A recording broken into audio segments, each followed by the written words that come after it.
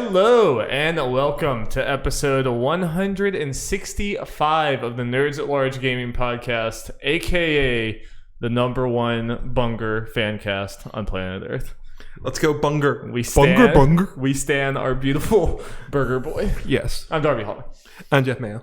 Jeff, how you doing? You've had the PS5 for how long now? 9 days. 9 days. Has do you still feel the new console magic, or is all this old news to you now? Feeling it some. The weird thing is, while Astro and I need a graphical showpiece. Yeah. And just because right now, Astro's great, and we sang its praises last week. But the two other games that I've played and finished, Miles Morales and Bugsnax, they're PS4 games as well. Oh yeah. Well, Miles definitely looks better, I can tell, and they run better and everything. You know, I need that thing. I feel like Cyberpunk might be that, despite it being cross-gen as well. I agree, and the way they've been talking, I think the enhancements are going to be pretty significant. Yeah. Unfortunately, to the there'll be problems for normie PS4 people, but I should be fine because I'm getting the PS4, a copy of the PS4 version of the game, but I can play on my PS5. Correct. Because there is no PS5 version being released until next year. Correct. Yes.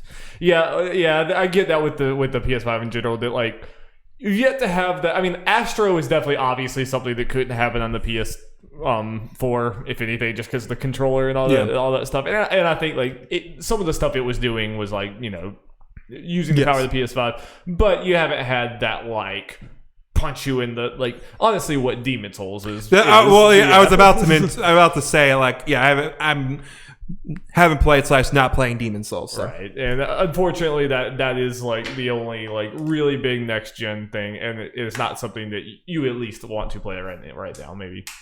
Maybe Jeff gets into Souls at some point, you never know. But it's weird because Horizon is obviously not going to be that, and not going to be here for a while. Weirdly enough, Ratchet and Clank's probably going to be the most full next-gen game we get. Yep.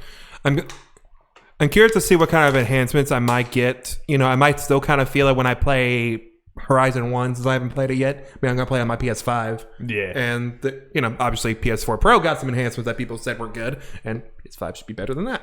Yes. No, I think that game will probably be that game, despite it being several years old, was already, I think, pushing graphic stuff more than other games.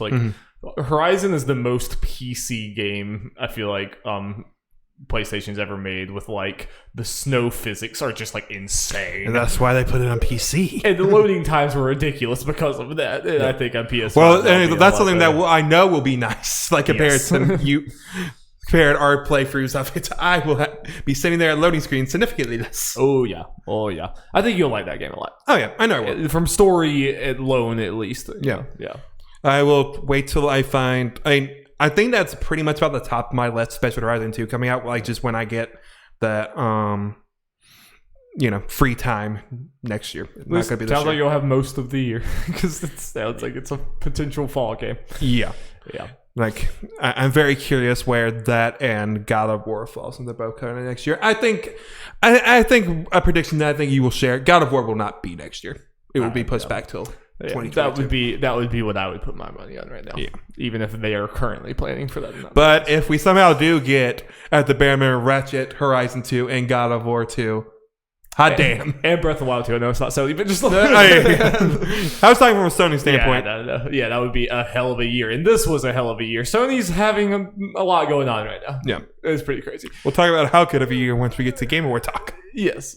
Opening tangent aside, before we get into the meat of this episode, which is all really just going to be focused on Jeff and all the things that Jeff has played, I was going to say all the next gen stuff, but it's really only Bugsnax, and that's a PS4 game. Whatever, all the stuff, Jeff's been busy.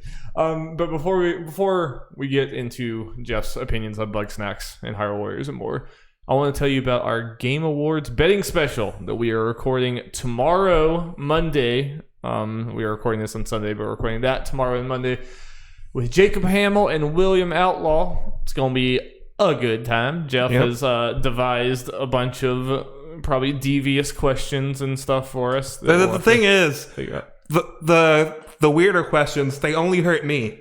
Yes. Oh yeah. Our betting specials is a lot of like me torturing myself. Jeff torturing himself. I didn't have to watch the Gorilla Collective twice. You know, so. I didn't have to watch it either. I just looked at articles. All right. So. But that did take a lot of time. I had to search literally every game twice. Yeah, hopefully that will happen. And are we? I kind of forgot the day. Are we going to be able to live react to the Game Awards? Yes. It's on Thursday, December 10th. I might be running a little late depending when I get off from work. Okay, so it might start with just me or just me and Jacob if Jacob can come or whatever. But we'll see how that works. But we will be streaming at some point. Yeah. Yes. Yeah. Unfortunately, I do work the next day, well, we all do, but sad. Yeah, we'll be sad works. That'll be sad. But then Cyberpunk is like sometime. Wait, is that day? It's not day up. So we have playing Cyberpunk. And then I have my friend's wedding that weekend, so I'm not going to be able to really actually play Cyberpunk until Sunday or Monday. Yeah. Ugh, that sucks. That blows. Anyway, sadness away. God, hey, Tyler, if you're watching, move your wedding. Yeah, Tyler, I'm sorry. You know, I'm sure he'll understand. Yeah. You know, I really am just counting down the days to Cyberpunk right now, though. Like, I would briefly talked about it with you and maybe some on stream, but like, no game is really tickling my fancy right now. It's just like, I just have my eyes on another, you know, just ready. Finish Hades. I know I need to. I just needed an extended break from Hades. It was getting I was just dying over and over again. I wasn't having fun, but I'll finish it before. I will finish it before our best of 2020. I'll like make that declarative statement. With that being said, Jeff, I want to talk about Bugsnax. Sorry, shit. We talk about Bugsnax. All right, let's talk about Bugsnax. Bugsnax. Just remember to change the order for the time codes. Bugsnax. Yeah, I always see whichever one is the closest. I'll get it, Jeff. Don't you worry about me. I'm sorry. I was just so excited to talk about Bugsnax, Jeff. Well, I can change the order real quick. That's no video. So yeah, I finished that there Bugsnax. Last week when we talked about it, I had finished Miles and the Astros. But I was only 2-3 hours maybe into Bugsnax. Just getting a little taste, so they say. But yeah, I am completely finished with that game. Finished up that their story. I did all the major side quests. They make it kind of clear what the major side quests are. And so I got those done. I did not catch all the Bugsnax. I think I can go back and do that if I felt like it. But that's the kind of work I usually don't do in these games. Like even Pokemon, I don't catch them all. So because you're a fake gamer. Yeah, it's true. Okay. So yeah, I was thinking about platinuming it, but then I saw something, or I don't know if there's a trophy there that would be too tedious for me to do like there is most games. I'm like, I just don't feel like doing this. Yeah. Potentially catching the bugs after that's annoying. Because I think there's some Bugsnax that are happen only during boss fights, like mini ones I didn't catch. So I might have to like play the game over to catch those. And if that was definitely the case, that's a no-go. Like, no, we're out. Like Bugsnax is great, but I don't do that for any game. No, yeah, I'm the same way. It's just not what I enjoy. So I did look at the trophies, and there was one at the end that I felt like should have popped for me at the end, but didn't. So I have no idea what's up with that. I might have a bug. I have heard some people talk about, like, I don't know about specifically Bugsnax, but some of these PS5 games glitching out with the trophies. Yeah, because again, there was one trophy, that something related to anything I'm not going to say, that I definitely felt like I met the requirements for, but it didn't. When I checked my trophy list, it didn't. It didn't say I had it, so I don't know. That sucks. So yeah, but in general, overall, so there might still be some people who maybe saw some trailers and stuff for Bugsnax, still not 100% sure what this game is and like if it's worth their time. Jeff, what is Bugsnax exactly, and like what how do you feel about the whole package now? Like, so at a glance, when you look at the trailers, it's obviously this Pokemon-esque or Pokemon Snap-esque like bug catching game. You know, you can you're doing this stuff, figuring out how to capture them. It's Pokemon Snap in the way where you're looking around at all these creatures, and instead of using your items and whatever to get the best picture out of them, because it's kind of a puzzle in that way in Pokemon Snap. In Bugsnax, you're doing these kind of puzzles, similar thing to actually capture the Bugsnax. And depending on the Bugsnax, you got maybe like one main way to do it, and then some of them you got multiple ways to go about it depending on what you have. available to you, because there were definitely some Bugsnax where I caught them kind of early in the game, then I really had to think about more, and then later on I got a trap that's like, oh, if I just had this, I could have caught this thing in 2 seconds. That's cool that you can catch it in other ways. Yeah, which I'm okay with that being, I think that's good, because there's some of these that are, if you caught multiple times or you wanted to catch multiple times, it could be very tedious. But just having that there is like, okay, I just want to catch this thing real quick so I can transfer, because I really want to transform this person to a sandwich for some reason. You can do that just real quick. Yeah, I think that's the best thing for puzzle games, is when it's not a binary, like you have to have this to do this or whatever. When like you might have to work for it, but like you that's a good feeling when you feel like you almost like cheated the system and did this. And there's definitely some where I'm like, oh, I did it this way, and then I realized later, like at the time, like, oh, I could have done this so much easier if I just done this. Yeah. Like, But so did all that. So that's the base of the game and how they present the game. You see some of the characters, but it's something that I don't know if, like, how much they planned it for it to be this way. But this might be a flaw in their kind of marketing to tell you what exactly the game. This game's a lot more character driven than the marketing showed. Yeah, which I don't know. I kind of feel like, I think we all knew, like, with the marketing, it's like there's another layer to this that they're intentionally leading you on. This whole game, in multiple ways, is defying your expectations. Yeah, I actually kind of like the way they presented this game, where it's like, in your face, you're never going to forget this game and once you've seen it once or whatever, but like no one really knew what it was going in. I think that actually kind of helped it, because everyone was like, okay, what the hell is it? What do we do? What else to say?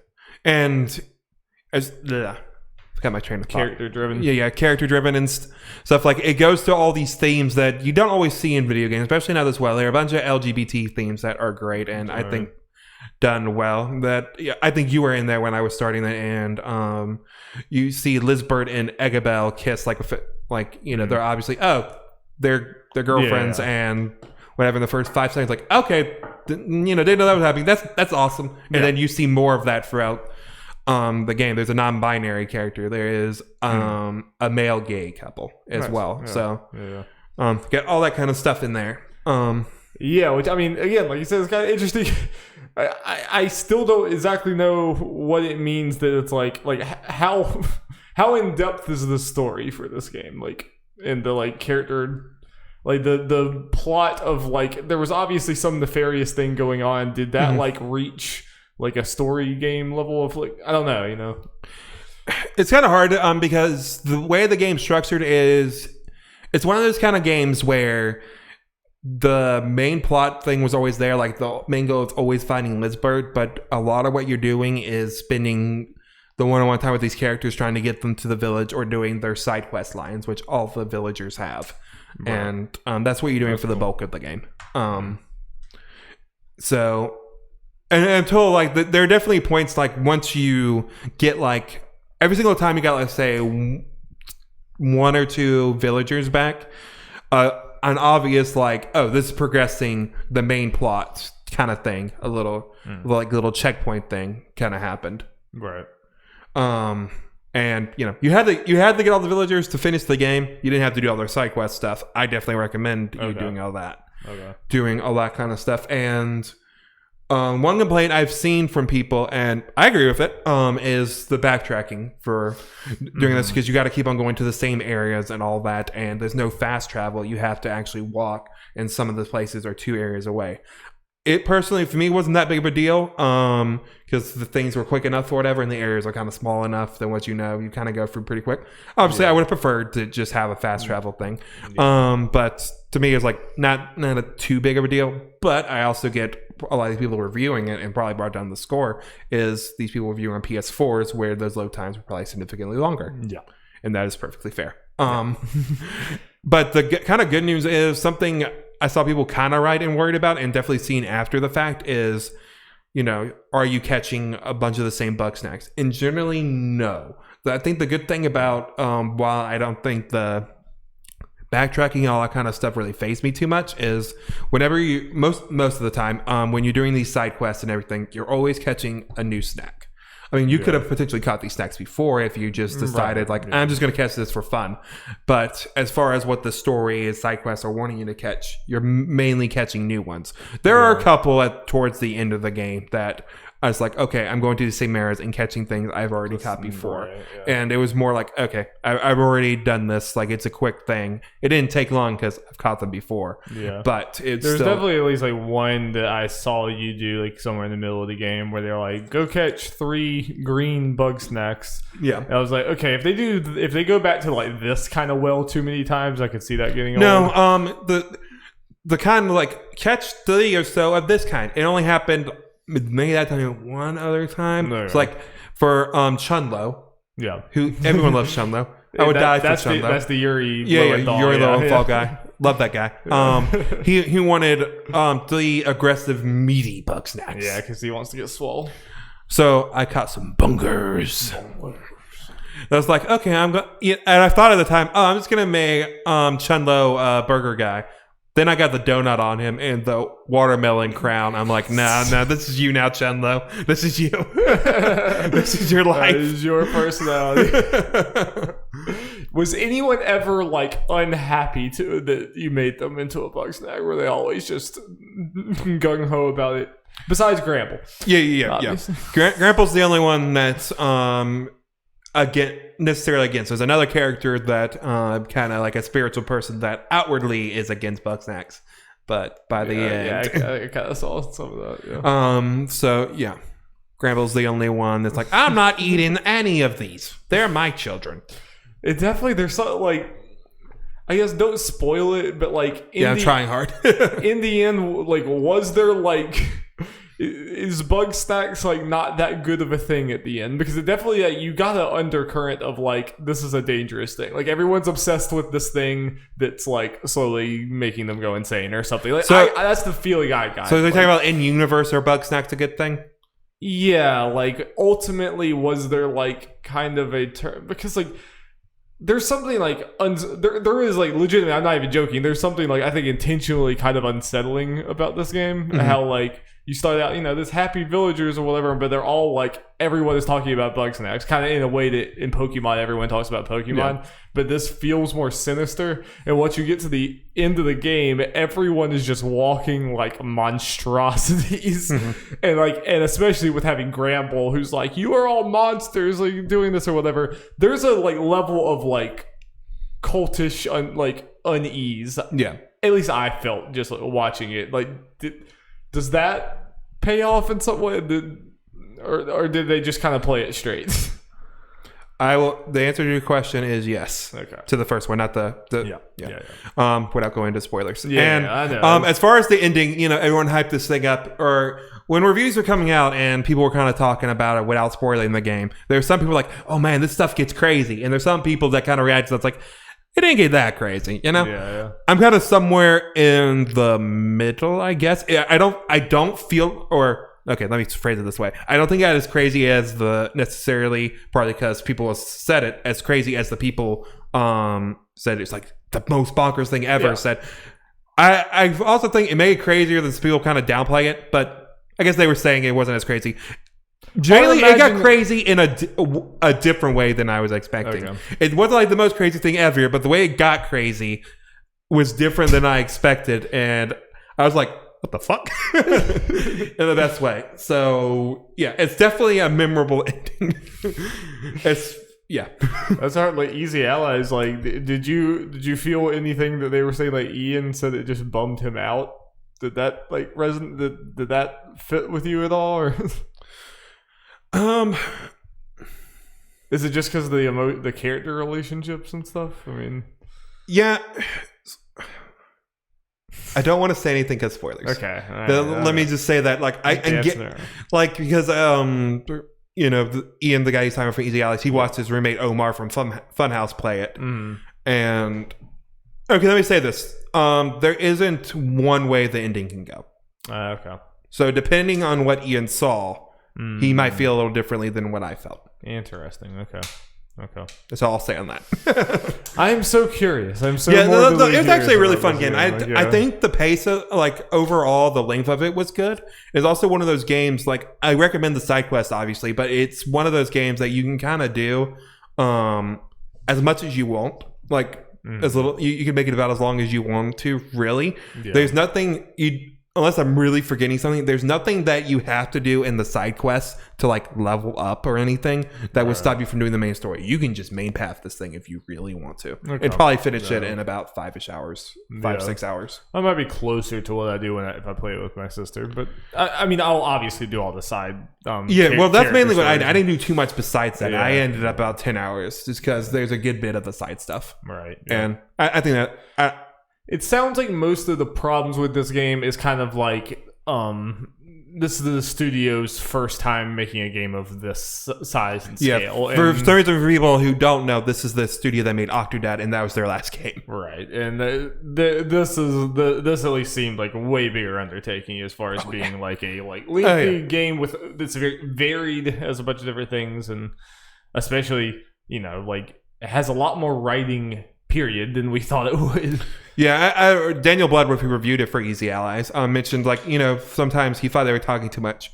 I personally didn't feel that way. I can see maybe potentially, depending on how you are doing, I guess if you do a bunch of side quests in a row, maybe. Yeah. I guess depending what exactly you do. Overall, I thought it was a good mix between those. And you can kind of just do things at your leisure.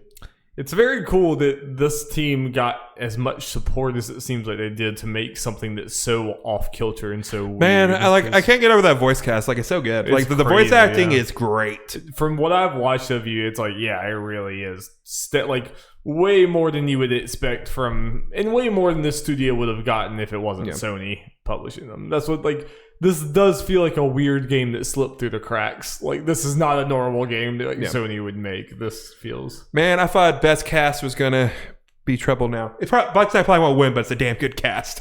It's big, too. It's a big cast. And I was saying when I was watching you play, it was it's weird how the models are so simple but feel so expressive. Yes. They're all very similar looking, but their faces are very, very expressive. Especially since, you can really change the way these models are. And they still kind of maintain their look, even as their look changes like crazy, because you can definitely make some straight up Lovecraftian horror with these people. Yep.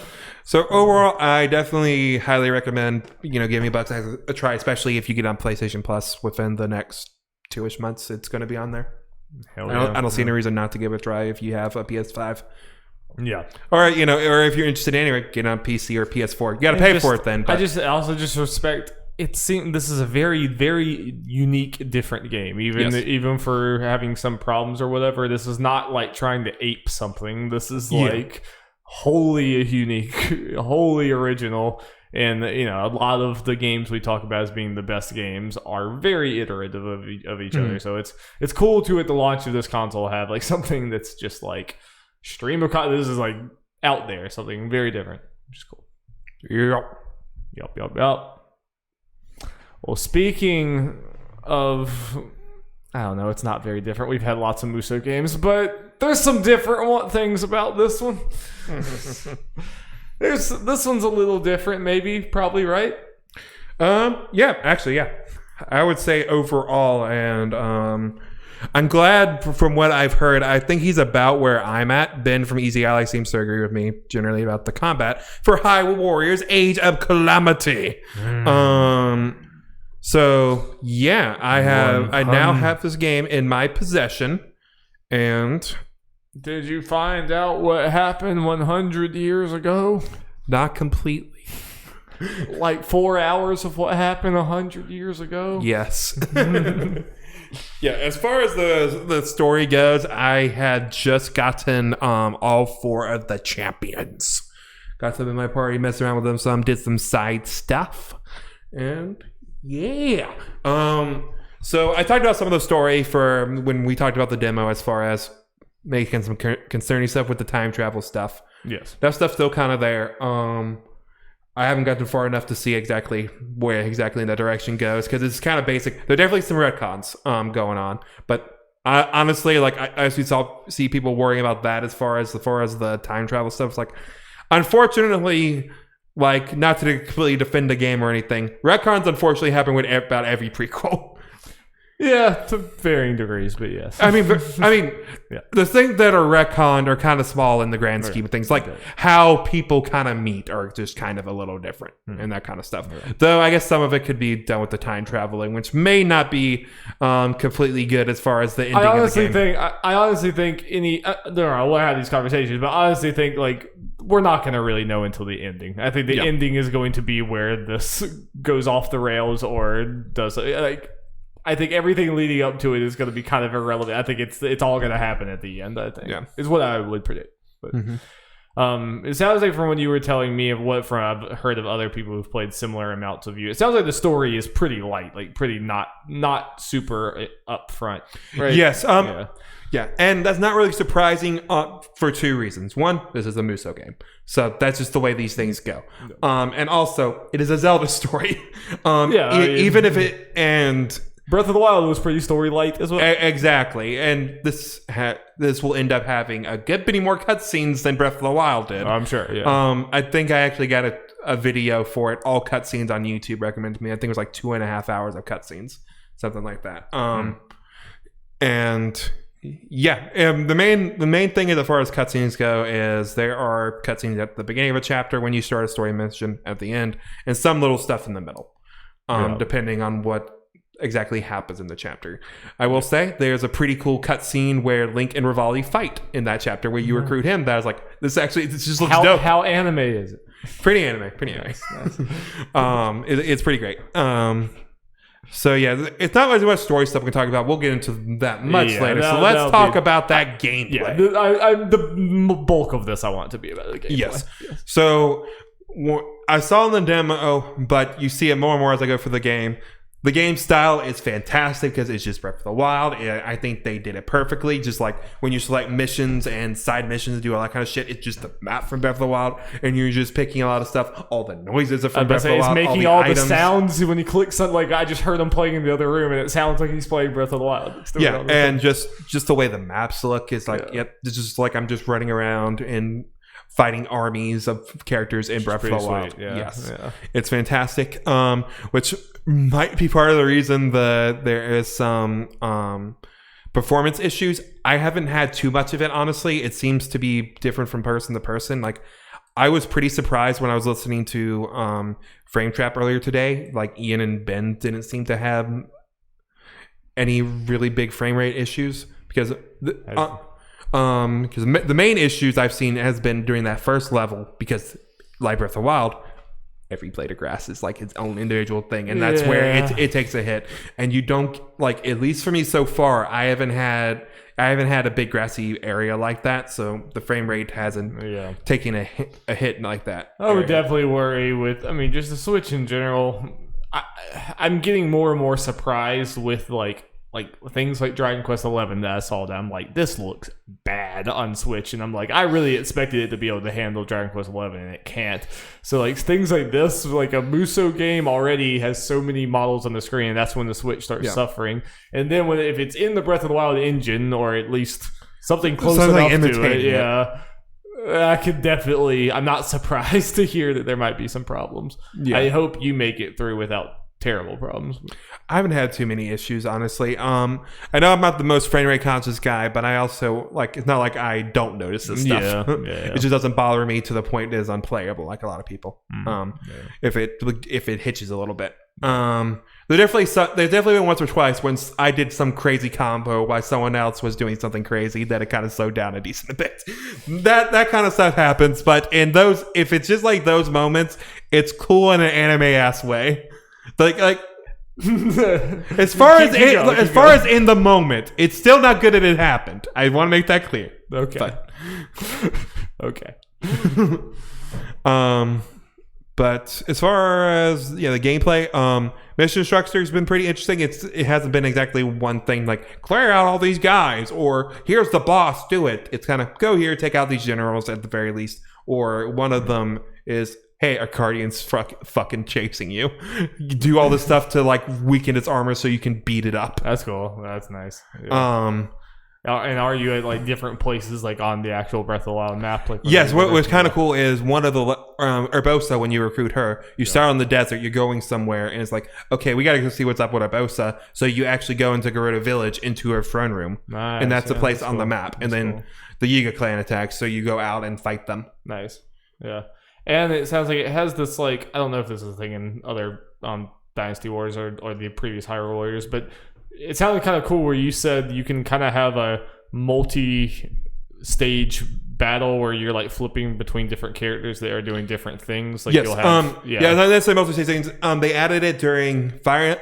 I can't remember what was first, Fire Emblem Warriors or Hyrule Warriors Definitive Edition. It wasn't on the Wii U version I played, where you can have up to 3 characters that you can just switch between any time. So something that I frequently do, or objective that happens is, hey, take these like fortresses or take out these commanders. So you have a strategy menu when you press start, and you can send the people you're not controlling to these places, like, and they'll run there and try to take it. The AI is not as good as you are. Yeah, that's just the way it is. But you can send them over there and then flip to them. Yes, so I would go, let's say I'm Impa and I send Link and Zelda to those places. I take Impa to one of the things, take that out. Zelda and Link are already there. Flip to them. Flip to Link, take that base. Then flip to Zelda, take that base. That's pretty cool because it also like introduces almost like kind of a battle commander side of this. Like you feel like you're commanding these people in war or something. It's like, and I think something that happened, I don't know if there's just some weird bug or something, but I can't remember which one it was. I think it was with Daruk. Doing his recruit mission. I don't think I could send him places because he wasn't technically part of my army yet. We were allies, but he wasn't technically he was part. a guest. You can't order him around. Yeah. Then obviously I got him right afterwards. I don't know if that was some kind of weird thing. I was doing something wrong, but that's the way it seems. Like, okay, I guess that's a pretty neat touch. Yeah, it might have been just because, like you said, you got to prove yourself to Daruk. Of course. And he said, and there was a nice little gag with Link afterwards. I won't spoil it for people. Yeah. How them movesets. Movesets are crazy, man. And then this is part of the, I think, and Mr. Ben Moore from Easy Allies seems to agree with me so far, as what makes this thing step up from a lot of other movesets is how crazy these movesets are. So I'm probably going to explain most of them. I'll probably go week to week and kind of explain movesets because they're crazy, and I think you'll appreciate what they do. Yeah, every time I hear a new one, I'm like, oh, wow. So I mainly, at the moment, I talked about Link, Zelda's, and Impa's last time. I got a couple more movesets for Link, and then I got the 4 champions. Start with Link. I got the big great swords and the spears. I haven't messed with the spears too much, but they seem really fun right now. You're just quick and you're just stabbing a bunch of things and moving around fast, which is fun. The great sword is very interesting. It has a couple cool things that are kind of Breath of the Wild-esque. So you hit things hard, of course. There's a light attack button and a strong attack button. And everyone has a ZR button that is a special character-specific like power, and I'll get into those later. Is that the Sheikah Slate thing, or that's no? The Sheikah Slate is a completely different thing. I'm probably not going to mess with the Sheikah Slate for each character. That's a lot of random stuff, but each character is still doing those things differently and in cool ways that completely changes how you play with those. But so like Zelda's thing is when you summon her moves is the Sheikah Slate stuff, where you summon a bunch of Sheikah Slate stuff from your basic moves. You press those and they explode. Nice. So you can summon a bunch of ice things and bombs and make them explode on people. Nice. Link's one for his great sword is doing the strong attacks, because normally you got to build up the strong attacks in the combo. But with this, you can instantly go into the strong attacks and combo strong attack into strong attack. The thing is, though, that takes away your health. Okay. You're doing your strong attack while you're running in health, but with your basic strong attack, when you just press your strong attack and not doing it from a combo, Link eats food and replenishes that health. It's a special thing where it's like some games where you lose health, but it's not completely gone. Think of like Dragon Ball Fighters when you take those damage and you switch it out and they heal that. Yeah. You do those when you do those combos, and when you eat the food, it replenishes that. Okay. So if you have a moment, because those attacks like knocking people away, you're like, okay, I'm good. Shove some things. But if you get hit, it's gone. Yeah, I love that like kind of risk reward thing in these type of. So getting into the champions, which is some crazy shit. I'm gonna start with Daruk because I think he's the most basic, but he's also crazy. You know, he has a great sword like Link, but he's handling it with one hand. He's hitting shit. Yeah. When you do his strong attacks, lava pillars or lava balls or something comes out. Okay. And his R2 is basically make that shit explode. And also something cool, his basic strong attack is him summoning Daruk's protection and him rolling like we know Goron's to do. So he's rolling over fools. Nice. So one of the combos is summoning a lava pillar, rolling in a ball, roll up the pillar, and hit people, and then you can press R2 to explode that lava pillar behind you. Wow.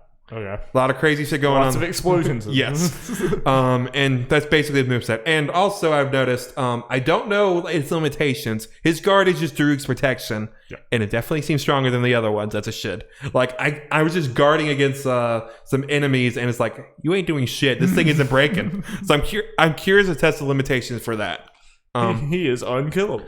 Yeah, if I just hold the shield button, I won't win, but I won't die. You won't die. And let's see, I got a Bosa next.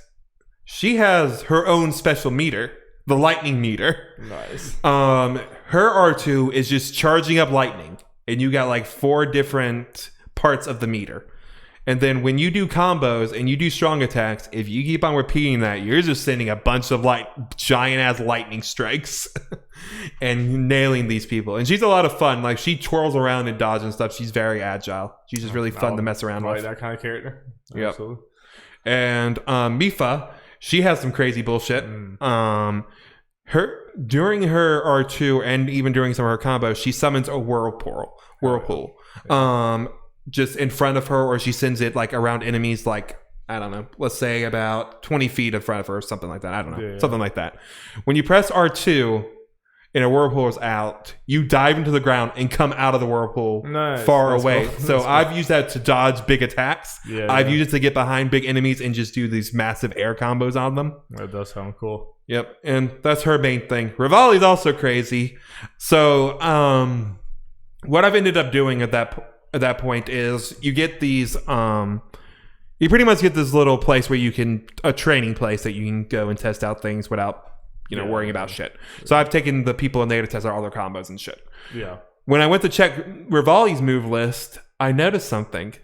He has 2 combo strings, 2 separate ones, one for the ground and one for the air. Just seems fitting. Yes. So he has these basic ass ground combos, which, just hitting stuff with his bow, shooting arrows, blah, blah, blah. His R2 is take flight. So he just flies around and does all this crazy shit. So does he like knock people in the air, or does he like just dive down on them or something? No. He flies up in the air. He just stays up there. There is a move where he just kind of swoops down and goes back up, but he's mainly firing arrows at people from above. Okay. And sending bomb arrows and all that kind of shit. Nice. It's craziness. I want to see some of these. Yeah, maybe what we can do at some point is just maybe when I finish the game / get all the characters, just do a little stream where I kind of showcase a display stream. Yeah. Just like, look at all this. Like, and here's the thing. Like, I know some of the stuff, like, as far as me talking about it might make it sound simple or whatever. But no, it sounds pretty crazy. Yeah. But yes. With especially with Muso game, and just kind of action games in general. Like, even these movesets are pretty diversified from an character action game standpoint. It's just very nice because even like, let's say the One Piece ones, I love those. Movesets are pretty basic for the most part. It's just like, is someone speedy? Is someone hit hard? There was not too much to them. This adds a bunch of shit to where each one's completely different. I mean, it sounds like everyone has like multiple different moves, and like none of these characters you describe sound similar. Like they all sound like very different. No, it's to a point where more so than other Muso games I've seen. Like, a lot of Muso games, people are like, okay, this is the OP character, and that's just the way it is for everyone.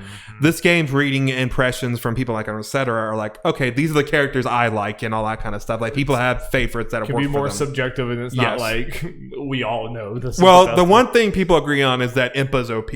And I agree. She is And she sounds cool as hell, too. She is crazy. Like, if any one character is going to make that frame rate go down, it's her. And all of her clones. Yes. It's pretty crazy. So I'm very excited to I think I know most of the characters that are gonna become playable in this game, and I've seen a couple like spoilers about potential weapons and stuff. And I'm just hearing this like from playing these characters, which I think would be the more simple ones, and then hearing what characters I have coming, I'm like, "Oh baby, let's go!" Because I think I have half the characters unlocked from the base roster. Nice. Roughly. So it already sounds pretty wild. So yep, if there's double that, let's go. Can get pretty crazy. Yep. And who knows, like, this is a Warriors game, so this 100% going to be DLC. Yeah.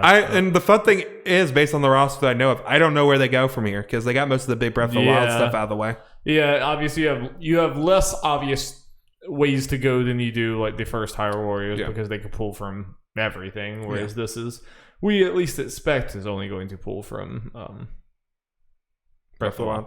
I want to be against if, depending on what we're out to go for DLC, if they just wanted to. I'm just going to pull Midna, because why not? They put Midna in the game, but make her in Breath of the Wild's art style, and then we can kind of just see sweet. People in that art style. It'd be very cool. Like seeing the redesigns and all that kind of stuff would be cool. I was going to ask something. It's gone. I think it's gone. Damn. It sounds like you're enjoying this game quite a bit, let's go. Does it seem better than the first Hyrule Warriors in every way? Yes. Like, from a gameplay standpoint, it's definitely a step up. I think it's a step up from most Muso games in general. Not that I played every single one, but the ones I played. And yeah, I think from a storytelling thing, even if it does get kind of off the rails, I feel like just because it's for the most part going to base it on the story of 100 years ago from Breath of the Wild with the Calamity, that probably puts it above it, even if it does get insane than most Muso stories. Yeah. And just kind of a more focus on it, and just the presentation of it, because it's based off Breath of the Wild, is better than most of the Muso games. Yes. Yeah. I mean, I think already alone, it's just the gameplay wise and what they're pulling for and being that art style is already. I've just obviously seen people say this seems more like Koei Tecmo storytelling rather than like, Nintendo Breath of the or Zelda team storytelling, which is But we will absolutely be talking about this a week from today. So get excited for more of that hot Muso impressions from Jeff. The hot Musos. The hot Musos. That just sounds like a soup. Yes. Like some hot Muso soup. Well, Jeff. Well, Darby. Let's talk about a surprise game that both of us played. Not for very long, so we don't have much to talk about, but maybe more. I'm looking at you, maybe more. Sure. Yesterday, over the weekend. What is time? What is time? Time means nothing anymore. Me, Jeff, and our friend Alex, we dipped a little bit into Destiny 2. We're like shooter boys now. We dipped in a little bit because the base game of Destiny 2 is free, and then apparently all the expansions and stuff are going to come to the Game Pass, which is pretty wild and crazy. Yep. But obviously, so right now we can dip our toes in for free. Neither of us really played Destiny 1 at all. I played like the demo or whatever beta thing. I haven't even played a Halo game for a minute. Jeff hasn't even played a Halo game. Jeff's maybe played like 2 shooters in his life. Very new for Jeff, kind of new for me. But I've been looking for a game for like me and Alex play hours and hours and hours of League and hours and hours and hours of Overwatch, but we can't get Jeff to play any games with us. And I want to just be able to sit and shoot the shit with Alex and Jeff and play a game. So we're desperately trying to find one. I thought this was really fun for the few hours we played. I mean, it's like obviously what we did was like decently simple, but I think the gunplay, like it feels very good, especially on my nice PC with nice frame rate and all that stuff. Like it and mouse and keyboard, it feels very, very good. Ran well on my laptop. That's good. Yeah, I was wondering about that. Yeah, that's good. I was slightly worried about that. But it feels very Halo to me. I instantly got some nostalgia of like the gunplay feels very like kind of arcadey, like Halo. The vehicles are just like super fun to drive. Now, hopefully soon they make us stop going to that damn building. Oh yeah. We went to the first 3 missions were all at the exact same loop.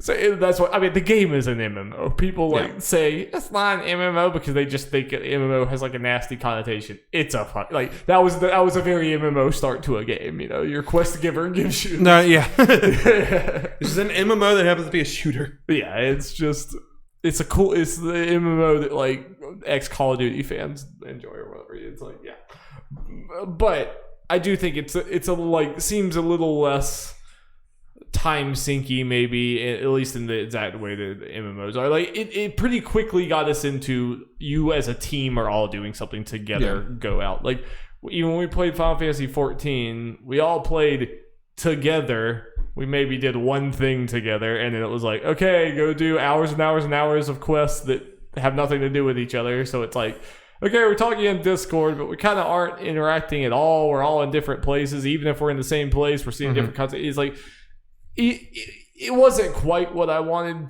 Like if we all 3 had all the time in the world, then maybe, but like we just don't. So what I kind of liked about Destiny 2 is that it just immediately puts you into like everything is co-op and you're like all shooting the same things and doing the same, you know. Like, well, I think what would potentially help as far as us playing and all that kind of stuff and dipping our toes in and out or whatever is because it is a shooter, and at least so far what I've seen is nothing too crazy going on. Like MMOs can have a bunch of crazy shit. Like if we went back into Final Fantasy 14 to now, we'd be confused and lost. Probably. This, because we're probably not going to care about the story too much, at least for a while. I've heard decent things, I guess, about later ones, but we'll see. But at least from a gameplay standpoint, it's not going to be that hard for us to like not play for, let's say, like a month or 2 and then hop back in. Right. And that's why, like, obviously me and Alex are going to keep playing Overwatch and League. We were talking about that today. I would love for this to just be the game that we play when you can play. You know, we just don't play when you're not playing with us, and just whenever we can all 3 play a few nights a week or something, get you in there and just like dip in a little bit very casually, like in and out or whatever. And it's like, I don't think it's ever going to be like one of our favorite games or whatever, but it's like a cool thing to play together and to talk. And we're going to miss into because all our internet friends like Respawn Fire and all them seem to really like this. Yeah. They'll hear like, oh, you guys have played Destiny 2? Cool. Then it's like a couple months later, like, how far you guys get? Oh, we got to this point. You guys were barely just before that. Come on. You guys haven't played 200 hours yet? What's wrong? What the hell is wrong? What's your power level? Yeah. Well, I was going to say, we also need to pace ourselves so we make sure we don't get to the expansions before they're free for us on Game Pass. Well, I mean, that's only like a few weeks, right? I don't know. I thought you said it was in December. I thought that's what you said. I think it's all 2021. No.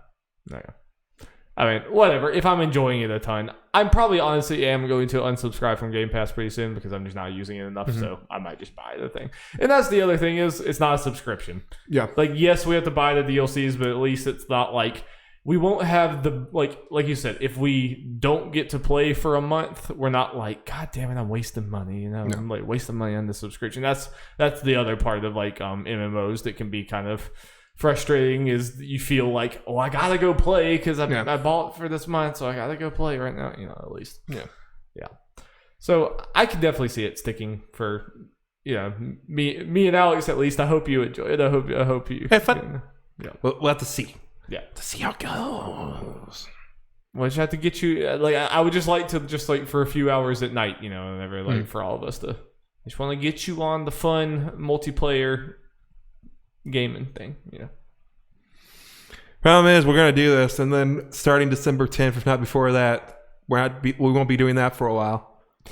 I'll do it a night or two every now and then. Yeah. So it's fun. I'm enjoying it. Feels very Halo. Looks very Halo from someone who hasn't actually played Halo, which obviously makes sense. That's part of the selling point. Yeah, show is. And raids sound crazy. Like, yeah. There's a lot of content ahead of us for sure. I know very little about that stuff because I know I've heard people talk about it a good bit, but it's one of those things where it went in one ear and came out the other. I follow so many people who like talk about Destiny all the time. I mean, I do too, but it's kind kind of one of those things where it just kind of annoys for me. Like I hear about it and listen, but it just doesn't stick. I hear about it too much to not. Yeah. Like especially Kotaku, or it's not Kotaku Split Screen anymore, it's Triple Click or whatever. Jason Schreier's podcast. They talk about Destiny so much. Like I know a lot about like, the raids and things. Because I haven't heard too much Destiny stuff in a while. Yeah. So ready for that news, Darby? Yes, especially this first one. All right, jingle, jingle, jingle. Don't have too much news, which is a good thing, but as far as once, especially when we get to the main topic. Yeah, one of my favorite news stories of the year, probably. Pretty good one. So, Darby, let's just set the. Let's get the setting right. Set the mood. Set the mood. Let's just set the mood. You know, IO Interactive, known for Hitman. You know, we like them. They're really good. Hitman's great. I'm excited for Hitman 3. I'm ready to get in that VR and waxing people. Jeff just wants to feel the kill in his hands. I do. Oh boy, do I. But Monday or Tuesday, they're like, "Hey, come on Thursday. We're gonna have a new project announcement." I'm like, okay, that's neat. Maybe announcing a new IP. I think they mentioned working on. Yeah. That's really cool. Wake up Thursday morning and see it wasn't a new IP. It's them working on a 007 game. Is there a better combination of dev and IP in existence? Yes. Well, I say before we get into the conversations, there are a bunch of parts to this. Let me read their little statement on their teaser section. It's Bond. James Bond. Project 007, working title, is a brand new James Bond video game to be developed and published by IO Interactive, featuring a wholly original Bond story. Players will step into the shoes of the world's favorite secret agent to earn their 00 status in the very first James Bond origin story. IO Interactive is currently recruiting elite talent from around the world to join the team that will build out this exciting and unique gaming title. So, let's go. The main things to take away from that is obviously they're making it's being published by them, which is I think a big point. It's going to be an origin story, which is a first for the franchise. Yep. And seems the main reason they announced this now is for recruiting purposes. So this game ain't coming out for a long time. No. Yeah, which I mean, the fact that they haven't even put out Hitman 3 yet, it makes sense. I don't think they're that big of a team. It's probably largely the same team working on. Yeah, and honestly, I think it means probably after Hitman 3 is done and they do whatever post stuff they do, is probably all hands on deck on this, which I think is good because I've been kind of thinking, not me personally, because I haven't messed with the games as much as I want to, I'd like to anyway, but I feel like if they kept to continue with Hitman, there'd be a fatigue thing very quick. I think this is the saturation point. This far, no further for Hitman 3. Like you said, I think a Hitman 4, there's only so much you could do. I think they're smart. Like, okay, this is the point. Then we're just gonna stop this for a little while, and then them transitioning to this and putting probably all our resources on this is the right play. 100%. 100%. Yeah. This is. I think this. Obviously, it's not a 100% guarantee, but I mean, this could be IO's big break to be. Like I mentioned to you, studio. We'll get to numbers later as far as this game goes. I don't think it may not break that point, but this could be like it's some next Spider-Man moment where they get this, property, and people are like, oh, this team is really good, even though they've had critically acclaimed games. Yeah, but this is definitely could be the thing that like makes them a household name or whatever, as far as, or at least their games are just like something that's heavily played, especially if like, this is 007 is a huge IP, but it's a huge IP that's been completely dormant for years and years and years. It's not like there's other people really like competing in 007 game space. Yeah. This could be their thing, and if this is really good, easily multiple game series. I mean, I think I saw. I don't know where I saw this from, so I'm sorry if this is incorrect. I think I saw something mentioned about potential, like especially this is an origin story. If this is successful, them already thinking about sequels. So 100%. That's something. And the fact it is an origin story makes me. I mean, that's so exciting to me because it's not like a weird movie spin-off or a weird like non-canonical thing like most of the 007 games where it was like loosely based off of whatever the current Bond was, but it was kind of like it's not really in the canon, but it's weird. The fact that they're able, there is just an origin. It's like we are starting from the beginning and doing our own Bond, like makes me very excited. And kind of like for me as someone who, watched some James Bond when I was younger, but not something like I hold near and dear to my heart like you do.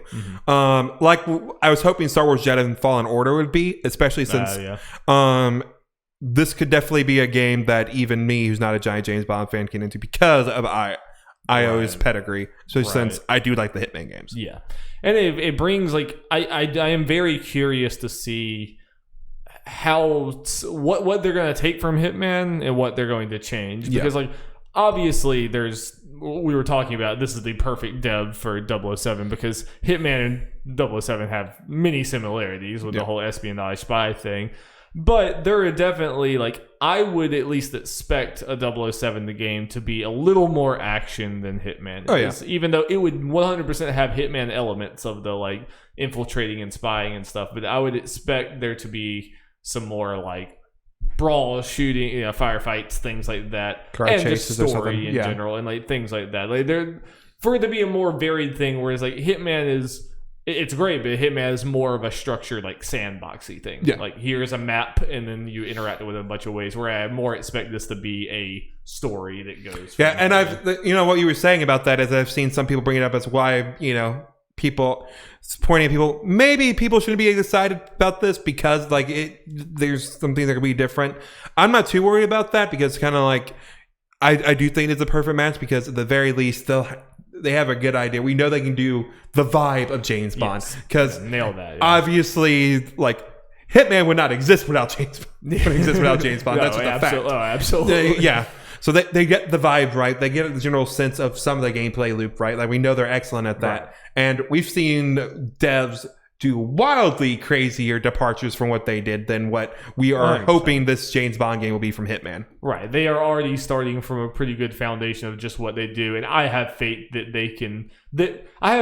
they know they can't just make Hitman with a 007 skin. Like it's not going to be that simple that they have to do something else. But honestly, even just from the trailer, like it's a weird thing to say or whatever, but like I felt like just from the way that teaser was done, they know this is a big fucking deal, and they are excited about it. You just see the IO presents and like the bullet goes in, and just how slowly it goes. It's like they know. This I was saying this would put them on the map if they nail it. And everyone at that studio are huge 007 nerds. There's no way they're not. Just imagine. Obviously, the trailer had to be mixed up a little bit as far as like IO couldn't be at the beginning like it was at the trailer. But imagine if this was announced like at the Game Awards. I so wish it was. Like it was just like James, like it just does with the bullet thing. He's like James Bond, and then it goes into developed by IO. We're like, what the fuck? I mean, I selfishly so wish that this was a Game Awards. Yeah, but we kind of discussed it as far as like I don't know if this was even potentially in the talks for that. Yeah. I imagine, especially since a big reason this is being announced is for hiring purposes, trying to get that before the holidays and everything. Like that's one of those. This is probably like Avengers with Square Enix, where the ink just dried when they announced this. Oh, I'm sure. Yeah. It's like we gotta put this out there now for recruiting purposes. We can't wait on this. I am super, super excited about this, but this is something that I'm like, okay, this is like 3 or 4 years away. Gotta calm. This is something that's going to be in the back of our minds, like especially we'll kind of remember like, okay, that's coming, that's exciting, and then once we get to that. 2.5 year point, we're like, okay, now we can see this game anytime, and especially I hope that's far enough along that hopefully it's just next gen, so we can just go crazy. Honestly, I'd be surprised if this was. I would be too. Yeah. And obviously, I grew up watching all the 007 movies with my dad, and like that's one of the very few game series that my dad played games with me. We played like all the 007 games, and I sent this to him like, "You're playing this with me. I don't care." And he's like, "I'm down." So is that a stream? That would be a pretty cool stream. I don't know if Dad would be willing to do it, but even if not, I haven't played a video game with my dad probably since a PS2 007 game, so that will be quite an experience. So I will love doing that. So I will look forward to that. Yep. Very hype. Between that and Fable, I have several like very, very far in the distance games that I just want right now. Now you know how I felt with Kingdom Hearts. Yeah. Okay, there we had another new game announcement. Ooh, baby. Ooh, baby. But this won't be as instantly recognizable by me just saying the name. Fraymakers was announced. It's like the band The Fray, right? Yeah, yeah. And you can make Fray songs. Yes.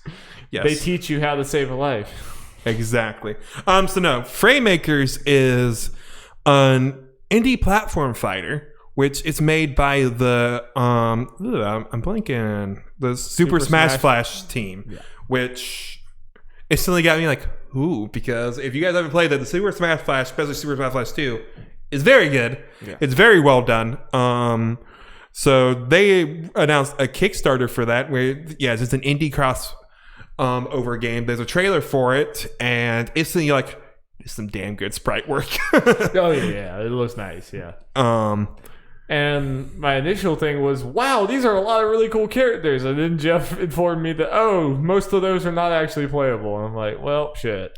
Yeah. So this is going to be me kind of like saying what kind of stuff the game is and why this sounds cool. And while I have a lot of Kickstarter stuff, this probably will turn out better than Subkin. Because they have the pedigree, at the very least. And I think they pointed out in their statement that, hey, we don't give up on stuff, obviously. We've been making Super Smash Flats for like 20 years. Jeez.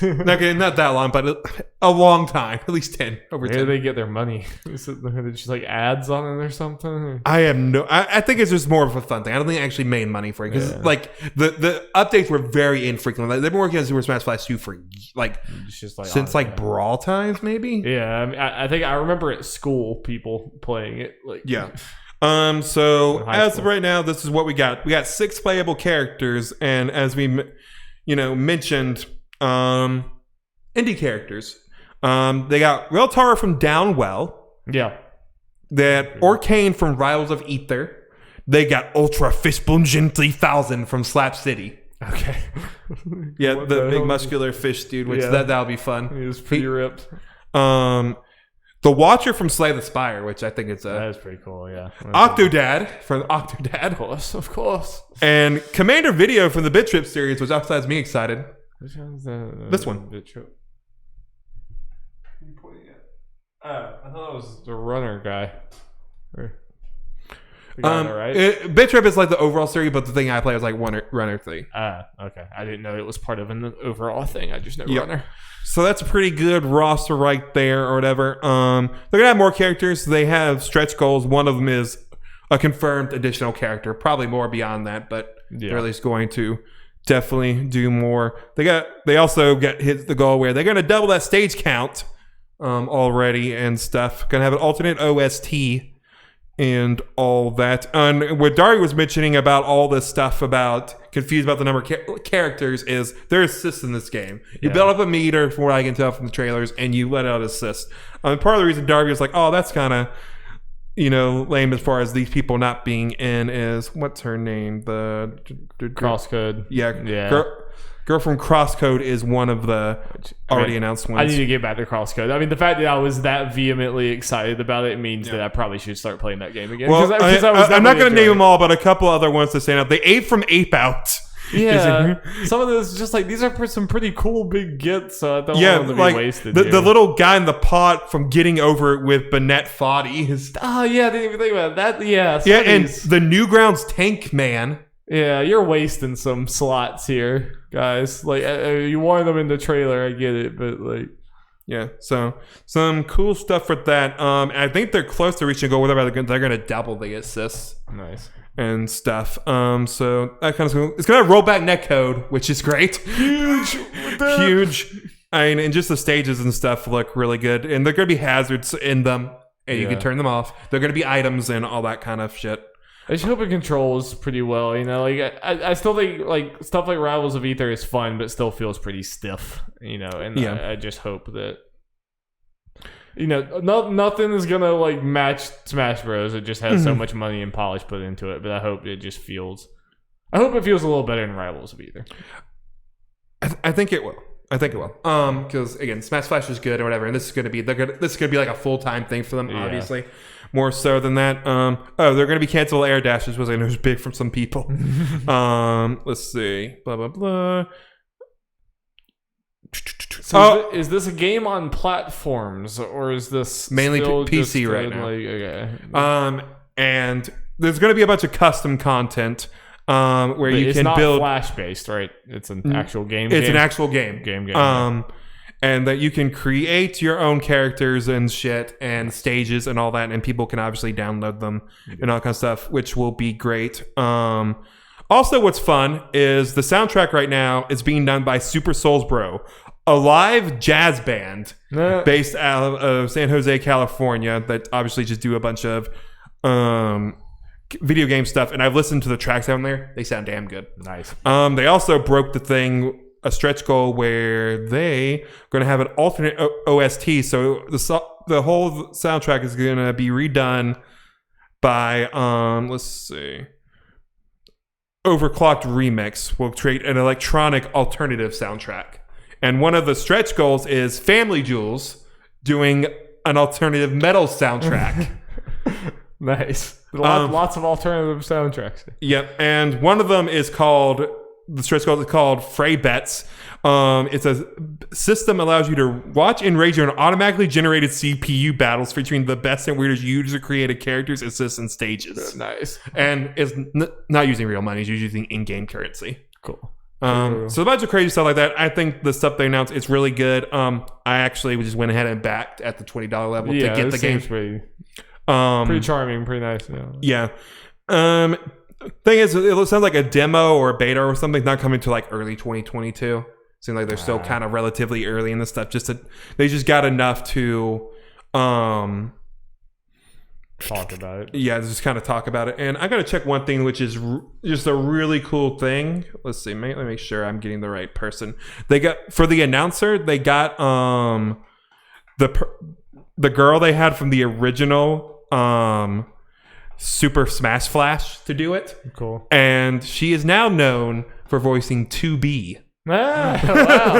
That's now a very big get. Yes. So that's really cool. Yeah, just everything about this I really like. And they went past their goal. I think it was like 46,000 right now, and they have over 100,000 right now. Wow.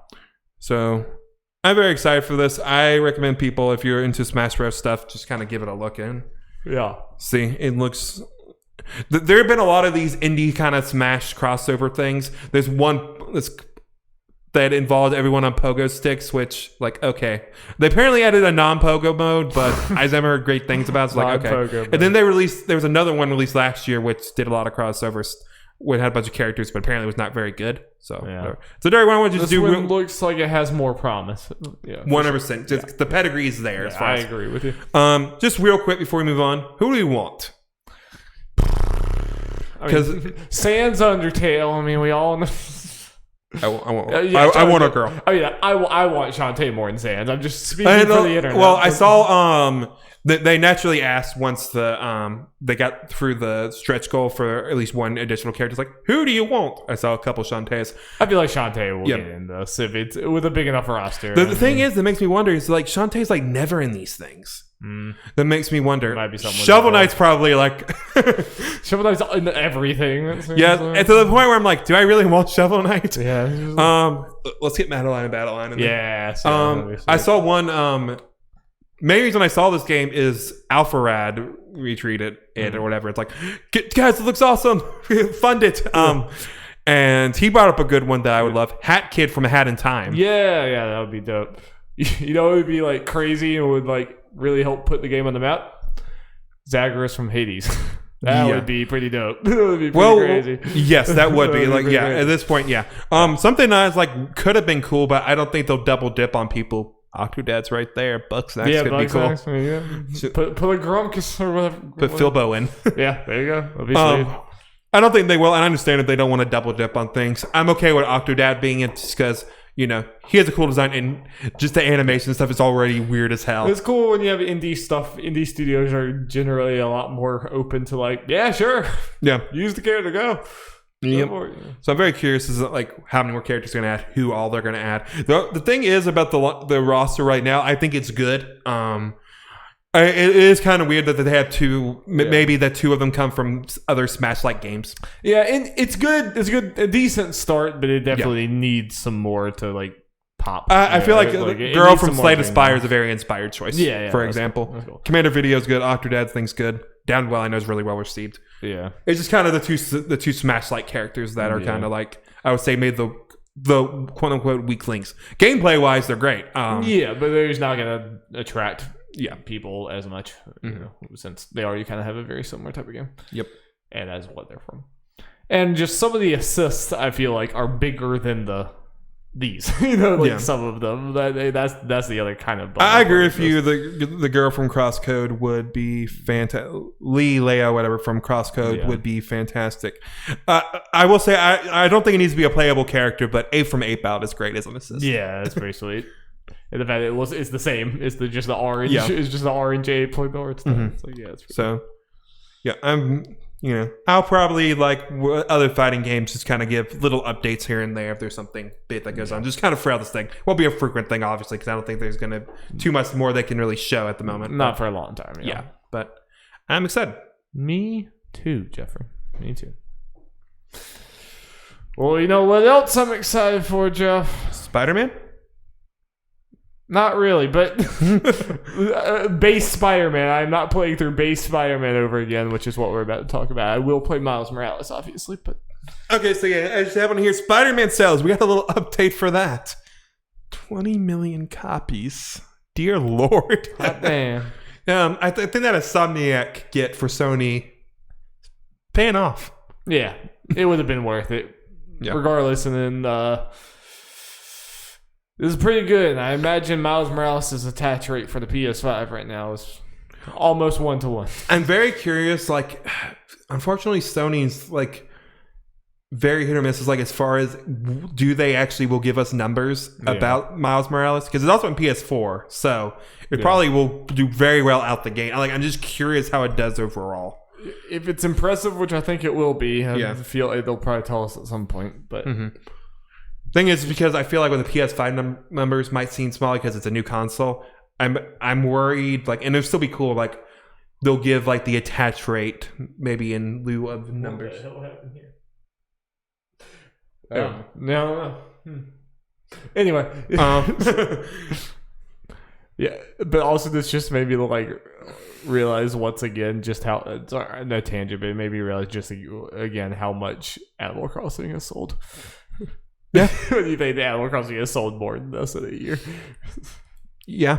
I mean, it sold that in like 6 months. More than that, 6 months. Pretty insane. But still, 20 million is very, very impressive for Spider-Man. Like, do we know around what God of War and stuff was? Like, where is this? How far ahead is Spider-Man on the, like, PlayStation? It's more... Okay, so... Well, I'm going to take out, like, Gran Turismo shit because I don't know about that. No, either. I'm going to go ahead and safely say it's the best-selling Sony... No, I think it is. I'm just wondering about how much. Yeah. I'm gonna take a guess and say God of War probably is roughly 15 million. Yeah. That's just kind of an educated guess on my part.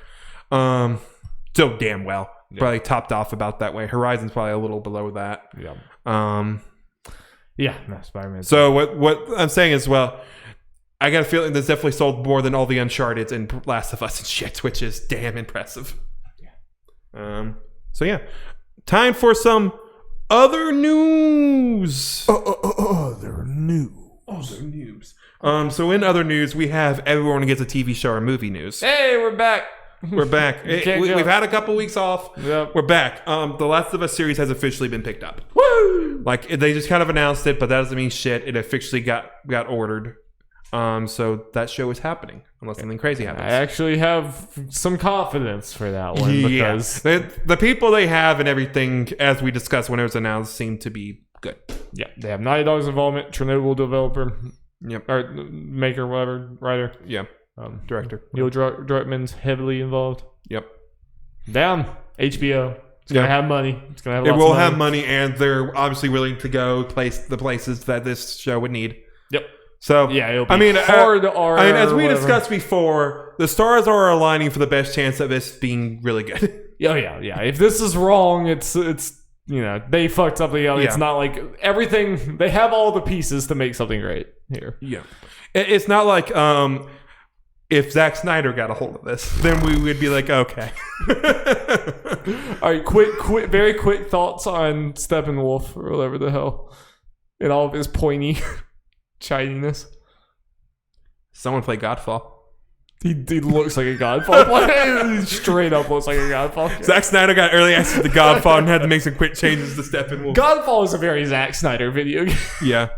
I've heard no one talking about Godfall. No. Like, it's a big launch title, and no one's. I've happily heard a lot more Astro talk. Yeah. I know it's a packing game, but that doesn't mean anything. Yeah. Okay. Some unsurprising, not necessarily bummer news. Annapurna's 12 Minutes, Last Stop, and The Artful Escape have all been delayed to 2021. Not surprising. Me and you haven't particularly been following The Last Stop and The Artful Escape, but we've been very interested in 12 Minutes, and the fact that we haven't heard news pretty much made us think that it being delayed, and it has been. Congrats, Jacob. You'll find out in our Benny special why. Damn rascal. And final thing, just huge numbers. Among Us had 295 million monthly active users in October. Is that right? I think I saw Matt Picatella or someone post it, so I believe it. That feels impossible. I mean, I believe you, but like that number seems ridiculous. That seems like actually impossible. Okay. I mean, I guess with just all the mobile and everything, but still, even then, that seems like that's wild. I mean, I hate to like compare them to be that way or whatever, but like we talk about like Fall Guys blew up and Among Us blew up this year. Among Us blew up this year. Fall Guys got pretty big. I mean, like it's two different levels. It's just a different stratosphere. Among Us is like a absolute phenomenon. Indeed. Yeah, it's like one of those phenomenon I actually really enjoy. I wish I could play it more, but damn, do I love watching people play it. Oh yeah, it's a blast. Still hasn't gotten old. So. Yeah. So yeah, that's all the news. Not a crazy amount. That's probably close to our shortest news talk time. But that's probably for the best because we probably will spend a fair amount of time going over the Game Awards nominees. Jeff gave us the goods, and there's some problems, but overall, you know, I don't know. We bitch about the Game Awards maybe a little too much. They're a fun time. Yeah. So what are we about to do, Jeff? We're about to go over the nominees one by one. Say like best, well, you know, do what we normally do. Same best game, direction, and game of the year nominees for last. Go straight down it. Say the nominees. Say what we think. Who got snubbed? Maybe. And say what we think. Yeah. When applicable. Yes, and who we think will win. Yes. Also, just kind of spoiler alert for you, Darby. I decided to not do this one because, you know, it's kind of unfair for this. Just for spoiler alert for betting special, I don't have a how much of my predictions do I get right thing this year. No! Damn. Gives you an unfair advantage. I guess. And I came up with enough other bets to fill it out. So, best narrative, Darby. 13 Sentinels, Aegis Room. Feels good. You know? Feels good. That's a feel good nom. I got it on a Black Friday sale. We'll see when I get around to it. I'm excited. Feel good nom. Final Fantasy VII Remake. The best feeling nom. Ghost of Tsushima, which I got something to say about that. Hades and The Last of Us Part 2. Now let me just clarify something for Ghost of Tsushima. I have not played it. Yes. When I say I have things to say about that, or you know, that might be one way to say it, is I felt like when people talked about it, even the people who loved it, they did not talk about the story as big thing. Yeah, and this is kind of the unfortunate thing about us being a super duper small podcast that does this all in our spare time and everything like that. We're not easy hours kind of for the IGN any of these or whatever. Unfortunately, for a lot of this, like we just haven't played a lot of these games because we're just ordinary people and this is not our job. So whatever we talk about, like I feel like I just say this. I mentioned this to say like I know that we talk about a lot of games like Ghost of Tsushima and maybe shit on them when we haven't even played them, and it seems kind of hypocritical. But to some point when we get to these conversations, that's kind of all we can do. It's like we can't do that kind of thing. And generally, I agree with you. It seemed a little weird because like I saw very few people cite Ghost of Tsushima's story as like its big thing or like as being transcendent, even if they enjoyed it. It seems like it stands out even just from looking at the conversation of all the rest of those games. I think. I guess I can throw out there. I don't know what I would put in place of it necessarily. As far as like what I think these people actually put in. Obviously, because they're obviously applicable for these presentations, which we'll get, or these awards, which we'll get into later. I'd put, Xenoblade or Persona, maybe. 100%. But this is exactly why I think Xenoblade and Persona should not be considered, because they'd be in a bunch of different things, and they're by and large old games. That's why the Game Awards in general does whatever the fuck it wants, and it plays by no rule book, which is kind of annoying. I want to just point out, I think it's a super, super big accomplishment for a fucking roguelike to be up for best narrative, and everyone's like, it might win. It's like that genre is usually just not conducive to great narratives. Like, not like shitting on the genre. It's just like the style of game. It's just not really like, how do you tell a narrative in this like procedurally generated, like you're going over and over and over again. Fucking Hades did it. I mean, they really did it. The story is really good. I need to play Hades. I just don't know when I'm going to have time. It's very good. I know. I want to play it. But you don't need to buy another game. So, don't play it anytime soon. Yeah. We didn't say any of the things. We didn't do anything. We didn't do our job at all. We didn't do it. We did part of our job. So... I think we can agree on probably not 13 Sentinels. That's just a good feeling it got nominated. Yeah, I agree. I think like 7's too controversial to probably. Yeah, I think you're right.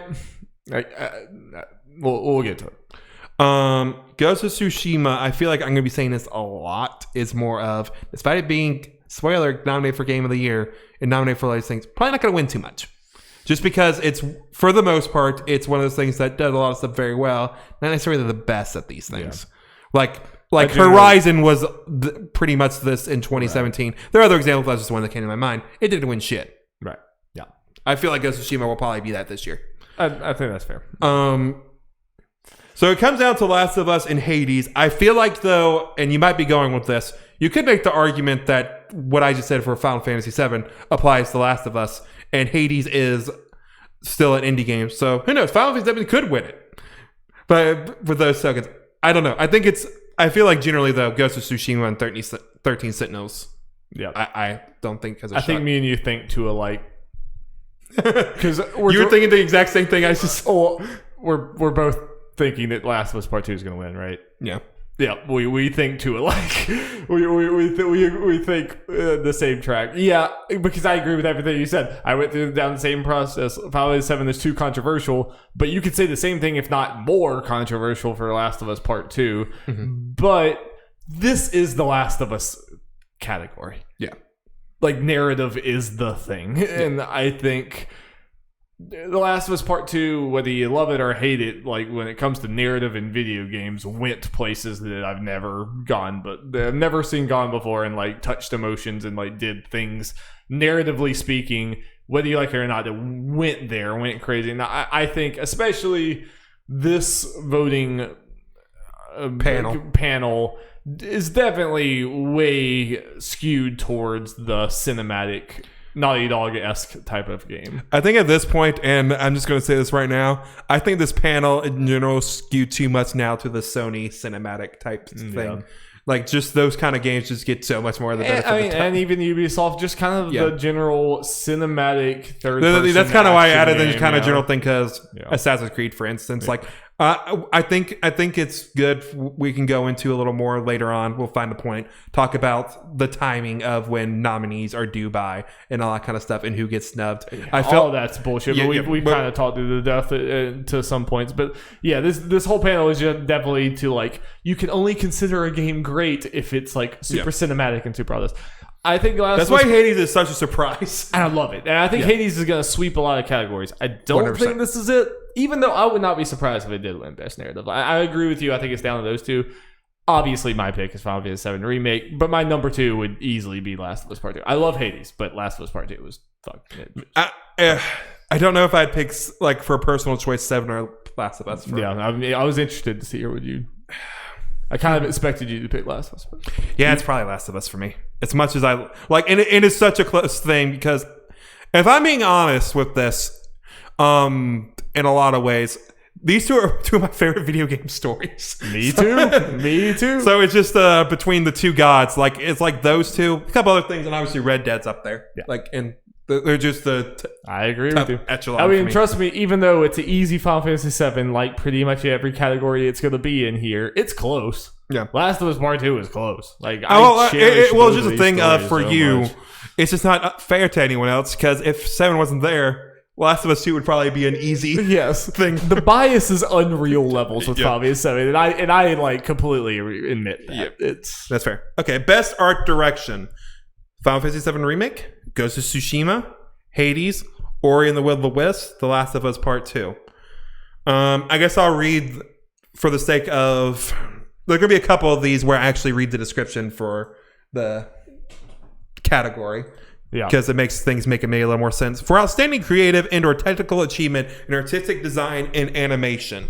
So with this kind of stuff, when we normally, sometimes when we think of art style, like when Cuphead won that year, it's like, that's a no-brainer. But then it's becoming a little more of, especially with the full category, oh, these things are just very nice graphically. Yeah. Yeah, and it kind of, it's like, which way are they going to go? You know? Yeah, that's why it's kind of hard with this, like, again, I feel like Ghost of Tsushima doesn't really have much of a shot as far as actually winning this particular. I agree. But not saying like it's a beautiful game. I just feel like it's again very good, but not necessarily the best at what it does. Like it looks beautiful graphically, but you can say the same thing as far as the weird looking stuff for Last of Us, and with animation being there, the end of art direction, that could be what puts Last of Us over the top for some people. Am I crazy in saying I think the two ones that I actually am feeling like have the best shot is Ori and Hades. Yeah.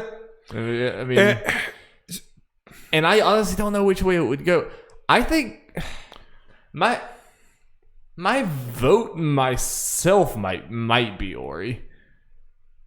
Which is, I mean, it's crazy. Obviously, Final Fantasy VII is fucking stunning, but like a whole bunch of that was the nostalgia of me seeing my childhood areas or whatever brought to life in crazy ways. But when I stop and like really think about like the art direction or whatever, there's a lot of parts of Final Fantasy VII that look rough in some ways and like rough around the edges. Ori is just a beautiful Pixar movie from beginning to end. It's just like, so I think it comes down to Last of Us or Ori. You don't think Hades? I agree with you with Hades. I feel like it's just in general, as far as like what the panel would pick, it will come down to, do they pick the more realistic thing with those animations, or the more stylized, cartoony, whatever the hell you want to call it thing. Yeah. I feel like Ori might edge out Hades from the cartoony or whatever side. So that's why I think that, but I generally agree with you. Like I'd pick Ori for this. In my personal opinion, because just it visually makes me want to cry. It's unreal. No, like just seeing 20 seconds of Ori is already like, this is a video game. Yeah, that's why with this panel though, that's why I don't for Last of Us out of it, because again, animations in there with those crazy stuff. I'm gonna predict Ori. I'm gonna predict Ori too. I'm just thinking. Yeah. I think it's one of those two personally. If Hades wins, I wouldn't be like flabbergasted, obviously. Yeah. Okay. Best score in music: Doom Eternal, Final Fantasy VII Remake. We already know what Darby wants to win. Hades, Ori and the Will of the Wisp, and The Last of Us Part 2.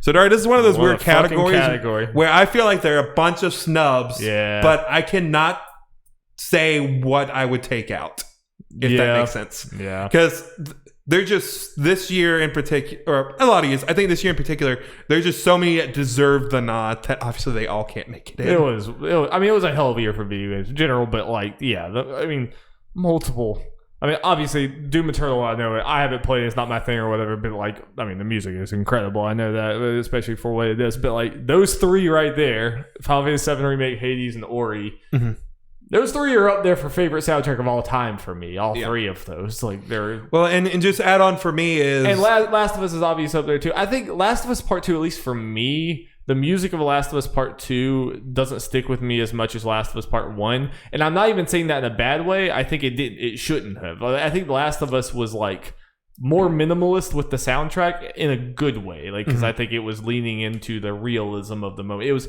almost like Breath of the Wild in a weird way, where it's like there wasn't a ton of music, but like when there was, it was super impactful. You know what I mean?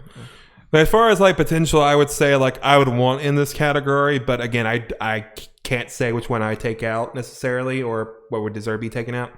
I know this whole thing about the remake remaster things. Xenoblade, a lot of it's new, like the remakes and all that kind of stuff, and it's fantastic. Persona, obviously, not as much new stuff in there. They added new tracks, so I like more. I like as far as like I think I would add to this more so Xenoblade because a lot of it's new, like in comparison to Persona. Yeah, like I mean, obviously, and if I was gonna throw the Persona 5 soundtrack into this mix, then yeah, it might. I mean, it wouldn't beat Final Fantasy 7, but it would be second. You know, like, but I feel icky about doing that because I will also say again, Paper Mario needs love because that soundtrack is banging. Yeah. And there are probably other ones I'm forgetting about, but those are the ones that stand out as just... Right. So what you thinking these pleb voters are going to vote for? I feel like it's 7 or Ori. Maybe Last of Us. I don't know. Hades is pretty damn good, too. Yeah. You know what? I'm going to vote 7. Okay. I mean, obviously, I'm voting 7, but I'm going to predict 7. Okay, I'm going to also predict 7 just from a standpoint of I feel like a lot more people played 7 than Hades and Ori, and people aren't going to argue against that soundtrack. It's just, it's magic. It is pure magic. Yeah. I have a tough time between 7 and Ori for a personal. Choose.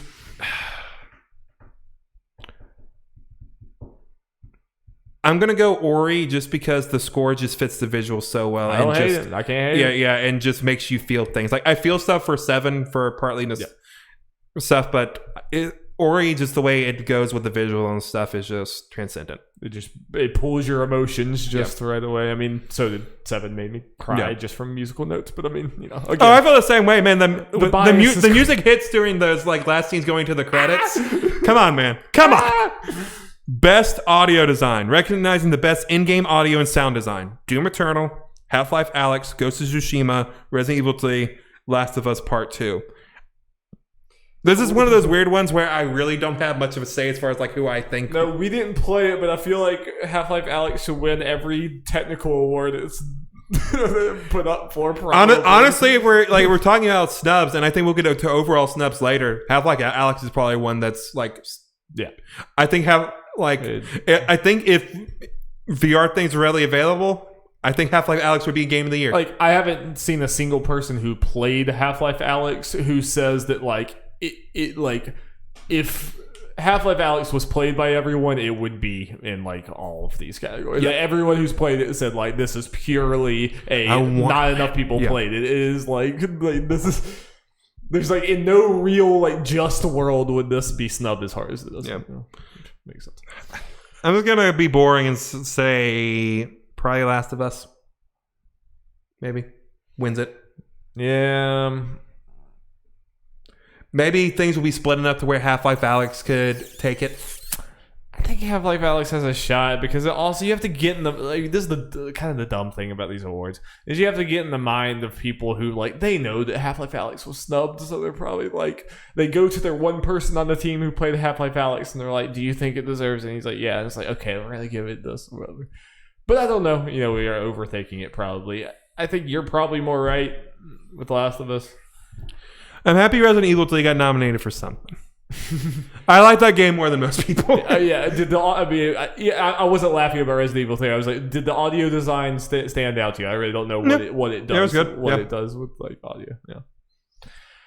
Yeah, I was gonna be edgy and pick Alex, but I'm gonna predict Last of Us. And yeah, I only played one of these games, so I don't really feel I've only played the 2. Best performance. It's Laura Bailey, end of discussion. but Ashley Johnson as Ellie from Last of Us Part 2. Laura Bailey as Abby from Last of Us Part 2. Daisuke Tsuji as Jin Sake from Ghost of Tsushima. Logan Cunningham as Hades from Hades. And Najee Jeter as Miles Morales from Marvel Spider-Man Miles Morales. I'm actually surprised. Okay, I didn't realize this when you first read the nominees. I thought it was Zagreus. I didn't realize it was Hades. I feel like it should be Zagreus, to be honest with you. Besides Hades, this is the Sony category. Yeah. I mean, are you with me? My vote is easily Laura Bailey. I think all these are great. Yeah.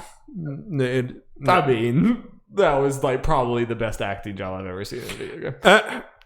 So I will say as a whole, I agree with you, Abby, 100%, and I feel like Laura's gonna win. I think so too. I don't know if I'd put Miles here. Yeah, that's like the performance was fine. Yeah. But I don't know if I'd put it as... But we talk about, again, this is the Last of Us category. And whether you love it or hate it, that was the best... that game had the best acting that I've ever seen in a video game by a wide 100%. Margin, wide margin. I think it's safe to say if it's... I mean, it's not Laura, it's probably Ashley. The thing is that potentially happens... I don't think this will happen because I don't think it's happened when they're two people. I might be wrong. Where it would siphon votes. They kind of split the votes and someone will win. But I might be wrong on this, but obviously people talked about these performances to death. Yes. I feel like I haven't heard people bring up these other performances too much in comparison. I'm really surprised that was Hades and not Zagreus. I mean... Yeah, I feel like... I don't feel like I've heard people... with the story, people talk about Jin's performance particularly too much. No. And again, I don't know if Miles should be on there. Yeah, for what I've heard. I mean, it's not like he's bad, but definitely not standout. You know? Yeah. If I remember correctly, Miles was doing this. I don't think Yuri was on there for Peter. I might be wrong. Yeah. If so, that's a weird thing because I think Yuri's performance has generally been stronger. No. I think. Gains for impact, if found, Kentucky Route Zero TV Edition, Spiritfarer, Tell Me Why, and Through the Darkest of Times. I'm pulling my Jacob Hamill Kentucky Route Zero. Let's go. I'm not qualified to say this, but he's an Nerds at Large member. He's like, that's. I have no idea, no personal pick, and I have no idea who might win this. Yeah. So I'm actually gonna go. I think Kentucky Route Zero. I think Kentucky Route Zero will too because it's one compared to the other ones. We've seen marking for Spiritfarer and Tell Me Why. I haven't heard people talk about it, and I've seen people gush about Kentucky Route Zero. Yeah. So I think that's going to take it. I think so too.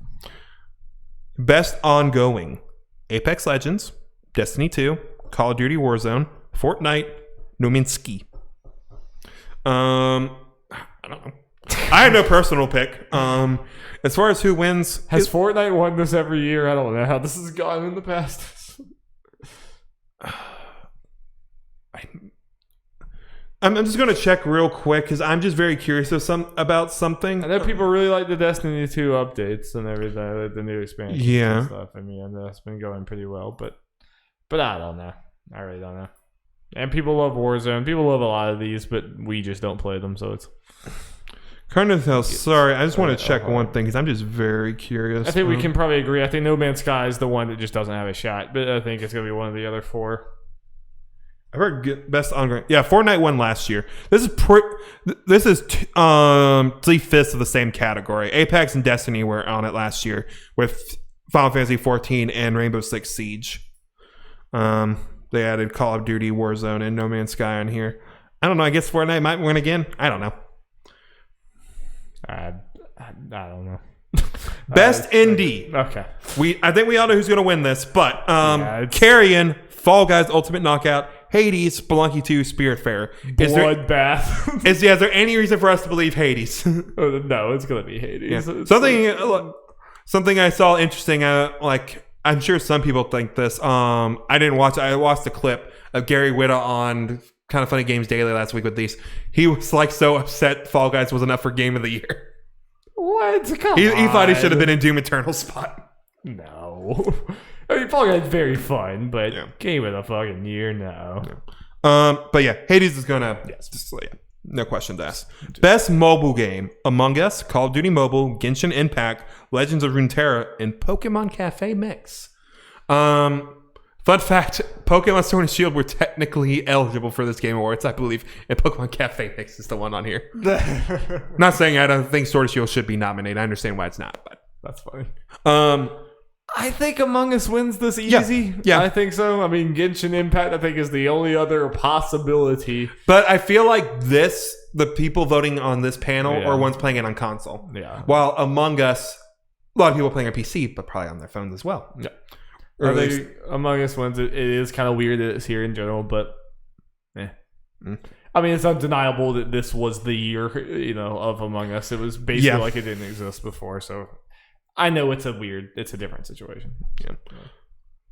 Best community support: Apex Legends, Destiny 2, Fall Guys Ultimate Knockout, Fortnite, No Man's Sky, and Valorant. And let me read the description of this to maybe influence this a little bit. Recognizing a game for outstanding community support, transparency, and responsiveness, inclusive of social media activity and game updates / patches. I want Fall Guys to win this, damn it, for the Twitter account. Yeah, Twitter account has been very good. I mean, the actual content's been pretty lacking.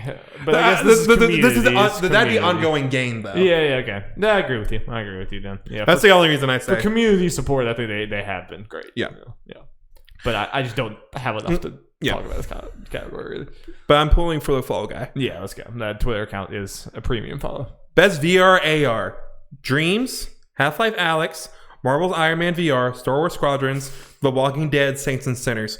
So here's the thing. This might be the strongest batch of games for this category. They might have. Yeah, and this is the most I've ever been sure that a game is going to win. Yes, this is the most lopsided one. It's Half-Life Alyx, no contest. There's no possible way that Half-Life Alyx does not win this. Yes.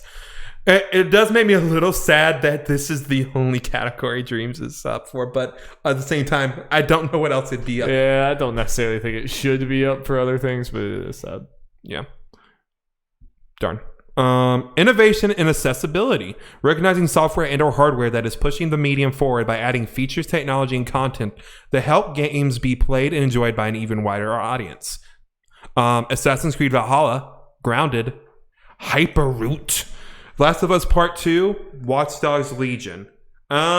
So, unfortunately, as far as what I think should win, I have no bearing on anything. Like, I have no way to know what's going to win. No. I just, based on just social media talk, I feel like Last of Us is going to win because I felt like its stuff was done well and more publicized. Yeah. That's what I heard about the most. Again, we're not qualified, but I heard that their accessibility and stuff, that was great. Maybe the other ones are just as great or better. They're just not talked about as much because not as big of a game. But definitely think Last of Us. But everyone on this category is a winner. Yes. When everyone can play, everyone's a winner. Best action game. I'm just going to read for this stuff because this stuff is always weird. For the best game in the action genre, focused primarily on combat: Doom Eternal, Hades, Half-Life Alyx, Neo 2, Streets of Rage 4. I'm happy for the Streets of Rage 4 nod. I'm glad you're nominated. You're not going to win. I'm sorry. Oh, no. Neither is Neo 2. I like the Neo 2 nod. Yeah. I don't think Half-Life Alyx is going to either because I don't hear anything about the I don't feel like the combat is a big part of why people like this game.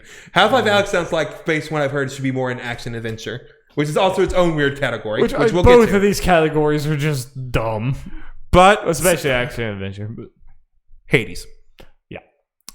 Doom Eternal's the only one that has a chance. I feel like people are as a whole far more strong on Hades. Far more, I think. Yeah, I think it's another easy Hades win. Yep. Hades is going to have the most wins of the night. I'd be shocked if it didn't. Best action adventure. For some reason, this is one of the few non-game of the year awards that have 6 nominees. Because action adventure is a bogus category. They just dump a bunch of not quite game of the year for the most part nominees into. It's just like an overflow category for it's weird. Yeah. Assassin's Creed Valhalla, Ghost of Tsushima, Marvel's Spider-Man Miles Morales, Ori and the Will of the Wisp, Star Wars Jedi Fallen Order, and The Last of Us Part 2. Oh yeah, I'm just going to go ahead and read the description because I think that's part of this. For the best action-adventure game combining combat with traversal and puzzle solving.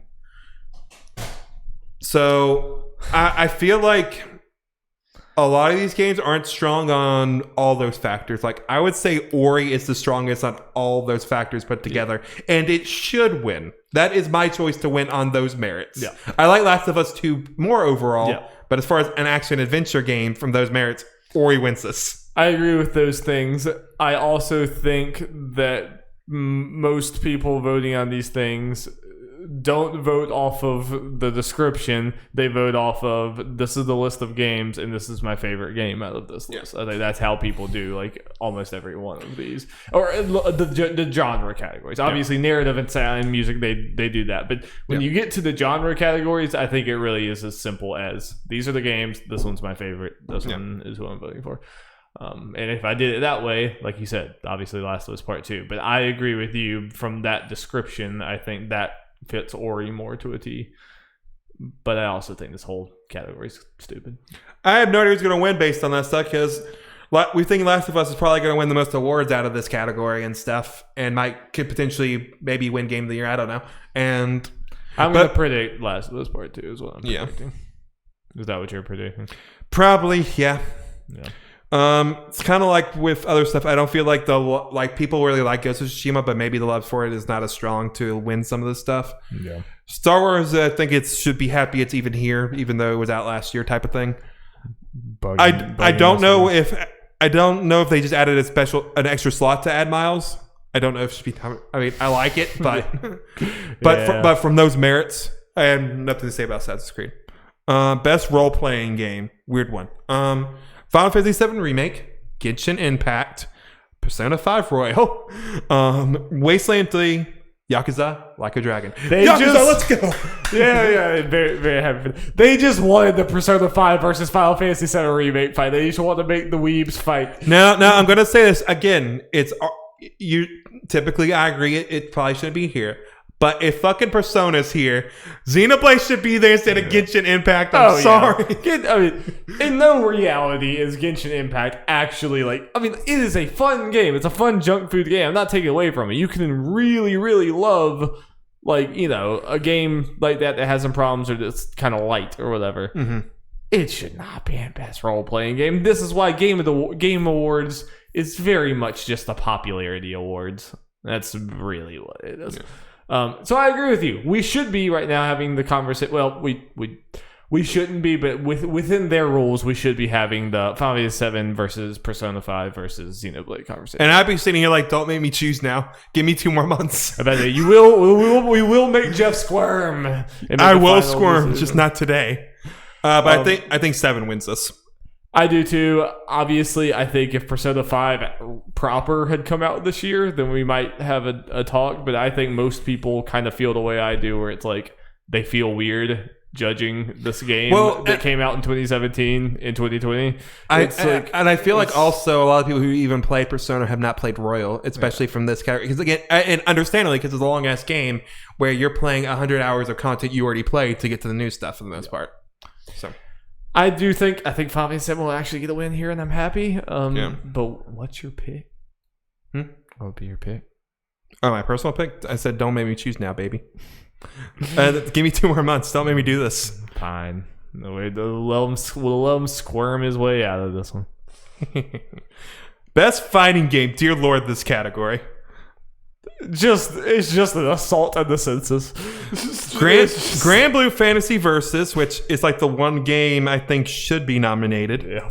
Mortal Kombat 11 Ultimate, Street Fighter 5 Champion Edition, One Punch Man, A Hero Nobody Knows, with its fucking 57 Metacritic score, and Under Night, In Birth, EXE, Lake Clear. I kind of want that to win just because of the name, so Jeff has to say it, or some celebrity, but...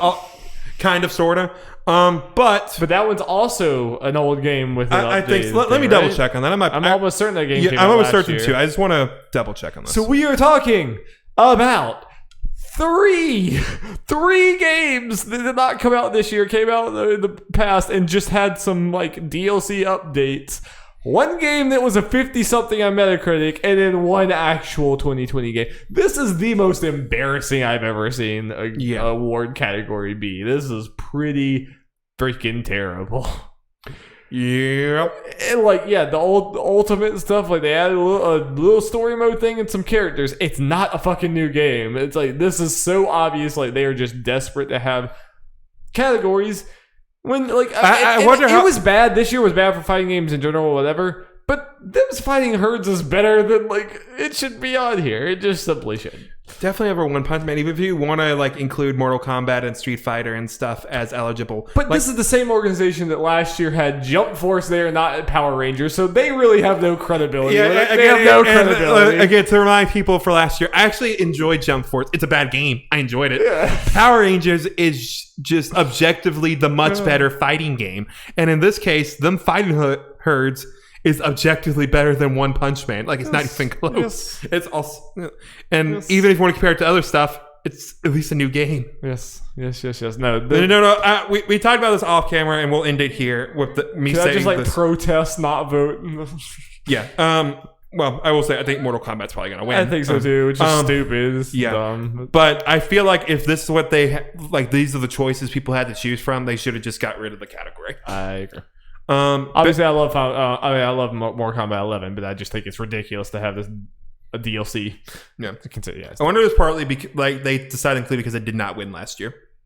Because Smash beat it. Smash, yeah. Best family game: Animal Crossing: New Horizons, Crash Bandicoot 4: It's About Time, Fall Guys: Ultimate Knockout, Mario Kart Live Home Circuit, Minecraft Dungeons, and Paper Mario: The Origami King.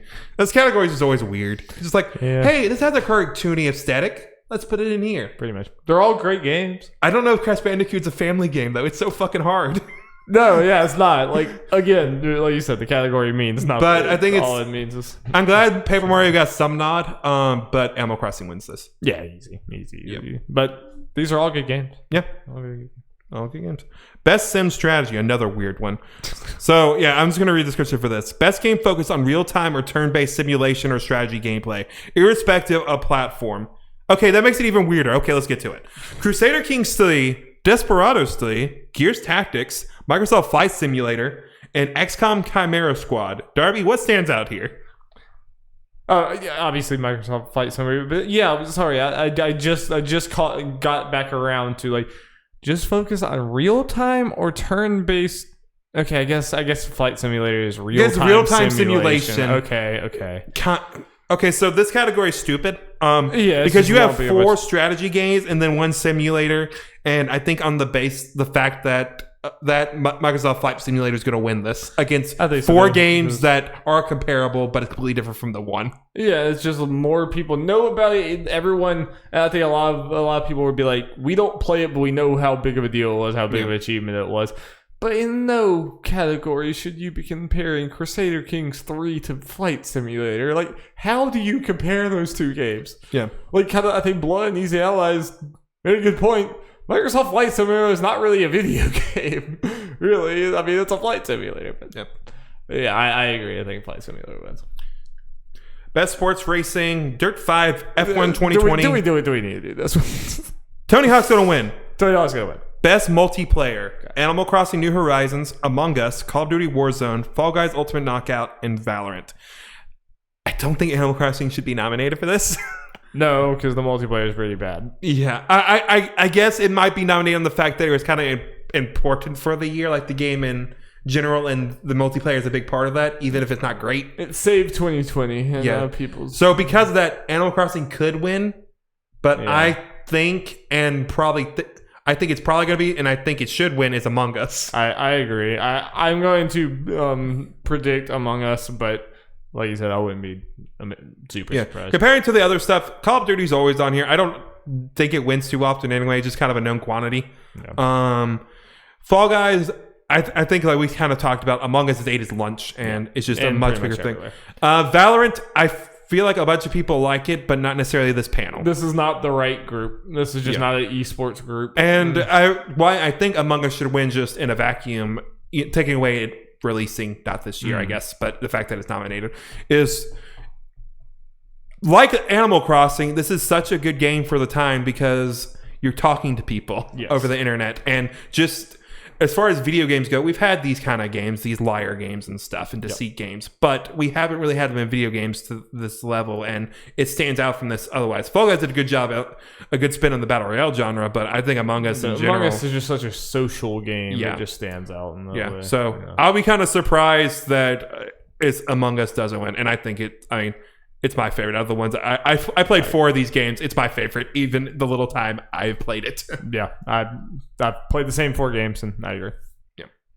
No, I hadn't played Animal Crossing, obviously. Content Creator of the Year, I'm not going to read them out, but go Alana. Go Alana. Best Debut Game, Carrion, Mortal Shell, Raji, An Ancient Epic, Roki, and Phasmophobia. I think it's going to be Carrion or Phasmophobia just because of awareness. I think Phasmophobia because of awareness. Yeah. I mean, I think it's a mixture of awareness for those, and I think Phasmophobia is just bigger. I think that's the only one I think that really has a shot. Then we got a bunch of esports stuff. Darby actually has more context on this stuff because he's a league boy. I just wanted to cite that last year all I knew was Overwatch. Now a year later I know Overwatch and League of Legends. So next year CS:GO. Let's go big. I'm just kidding. Yeah. No, we can pass that. Best game direction: Final Fantasy VII Remake, Ghost of Tsushima, Hades, Half-Life Alyx, The Last of Us Part 2. I personally think, as far as who might win, kind of like, even if it doesn't win Game of the Year, last year it didn't win Game of the Year, but Death Stranding won because Hideo and so I think for similar reasons, Last of Us Part 2 might win this. I mean, you can still win Game of the Year, but I feel like from a directing thing, I think with that mindset, people will probably vote Last of Us Part 2. But Jeff, they did the impossible. They did. They made. They took the 97 game. They took this the most anticipated remake of all time and made it. They stuck the landing, Jeff. Yeah. I mean, I agree with you, but Jeff, it's so good. I want to kiss these developers. They're the best people on earth. It would be kind of funny if Half-Life Alyx won, but was not up for Game of the Year. Yeah, it would be. I didn't say that. I don't. I agree. I think Last of Us Part 2 wins that. What is your pick though? What is your vote for directing? Your vote probably should be The Last of Us Part 2. I think it's Last of Us Part 2 as far as just that kind of thing. Obviously, 7 remake on my end. But. Game of the Year, Darby. And my vote is Animal Crossing. Fuck.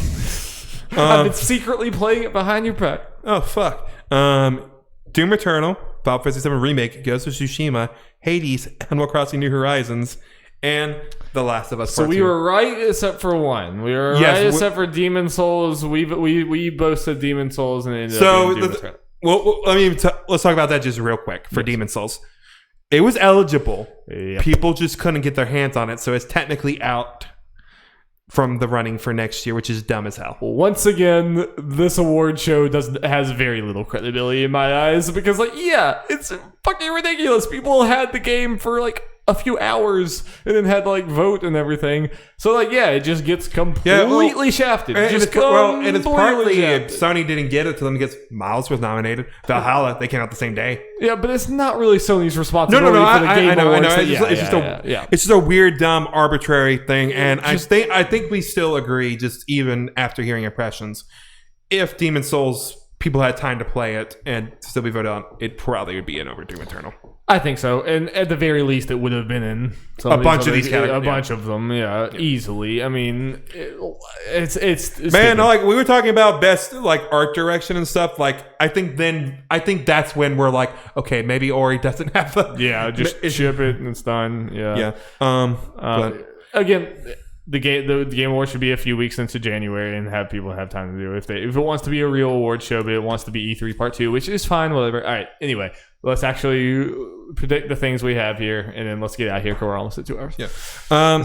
So for similar reasons for Persona and Final Fantasy VII, I'm abstaining from my personal choice. Darby, I got a 4-way tie in my head right now. It's insane how much trouble I'm having. But between but you've already said earlier this year what your personal choice was between the ones that we have on this list. Has that stayed fair. the same? Has that stayed the same? Because I already made you do that. You did. Battle. You did. But I told you it could change, and it could change again from now until a few weeks from now. Yeah, I think it might still be 7 between the two. Okay. I'll just go with that for right now. And we've talked about it on the podcast. I don't think this really changes anything because when we predicted it, we also said who we think might win. I said Animal Crossing. You said Hades, if I remember correctly. Yes. Does that change? No, because Doom Eternal is the only thing that came in, and I don't think it has a chance. But yeah, my mind hasn't changed. But I think this is a very tight race. It's a very tight race. Yeah, I'm still going to stick with Animal Crossing, but in my head, I'm still swirling between Hades and Last of Us because I feel like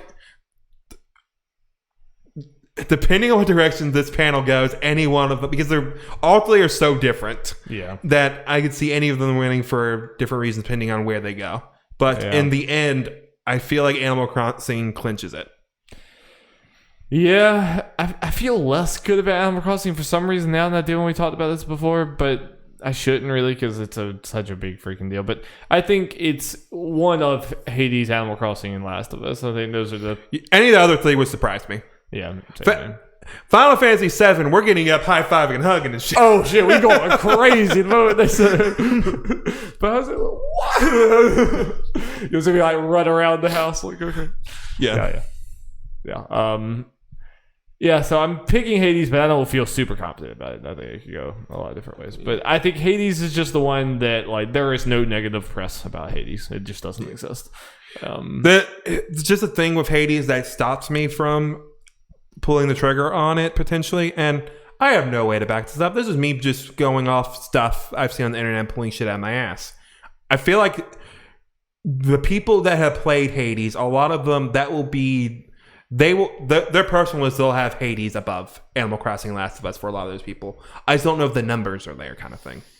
Yeah. Especially when we're talking about like full outlets. I feel like more of them have played Animal Crossing or Last of Us. I thought the same thing about Sekiro last year. And you know what? You're right. But I also say as of right now, from the data we have, Animal Crossing and Last of Us have sold significantly more than Hades than the other games did Sekiro. Totally fair. No, totally fair. But again, if Hades wins, I won't be shocked. And I will applaud them. Yeah. Oh yeah, because that's one of those feel good moments. Like indie, because we've been talking about Supergiant even before Hades as being the secretly just one of the best consistent indie devs that hasn't exactly gotten the spotlight we thought they deserved, and they are with Hades, and that would just be fantastic. It would. It would look good on the Game Awards to have this indie dev win this thing rather than just AAA big budget thing. At the same time, the rage at Animal Crossing would be juicy. Like I said, we talked about what would cause the most internet like shitstorm. I think Last of Us Part 2 causes more of an internet shitstorm than Animal Crossing. I think they both do for very different ways. Yeah. At least the Last of Us Part 2 one will be more vitriolic. The Animal Crossing. That's kind of why I would lean more to a personal thing as far as the salt from Animal Crossing, just because the Last of Us will have less slurs. Yeah, the Animal Crossing is just like some grown adults bitching about cartoons. It's like, shut the hell up. But like Last of Us Part 2 gets like vitriolic and violent and bad. Like that. Yeah. So that's the GOM Awards. Again, make sure you check out our betting special that's posting sometime this week. And that'll be cool. We managed to get over 2 hours even with a light podcast. Let's go. So it happens. The Game Awards. So thank you guys so much for joining us. I'm excited to take down those fools. Let's do it.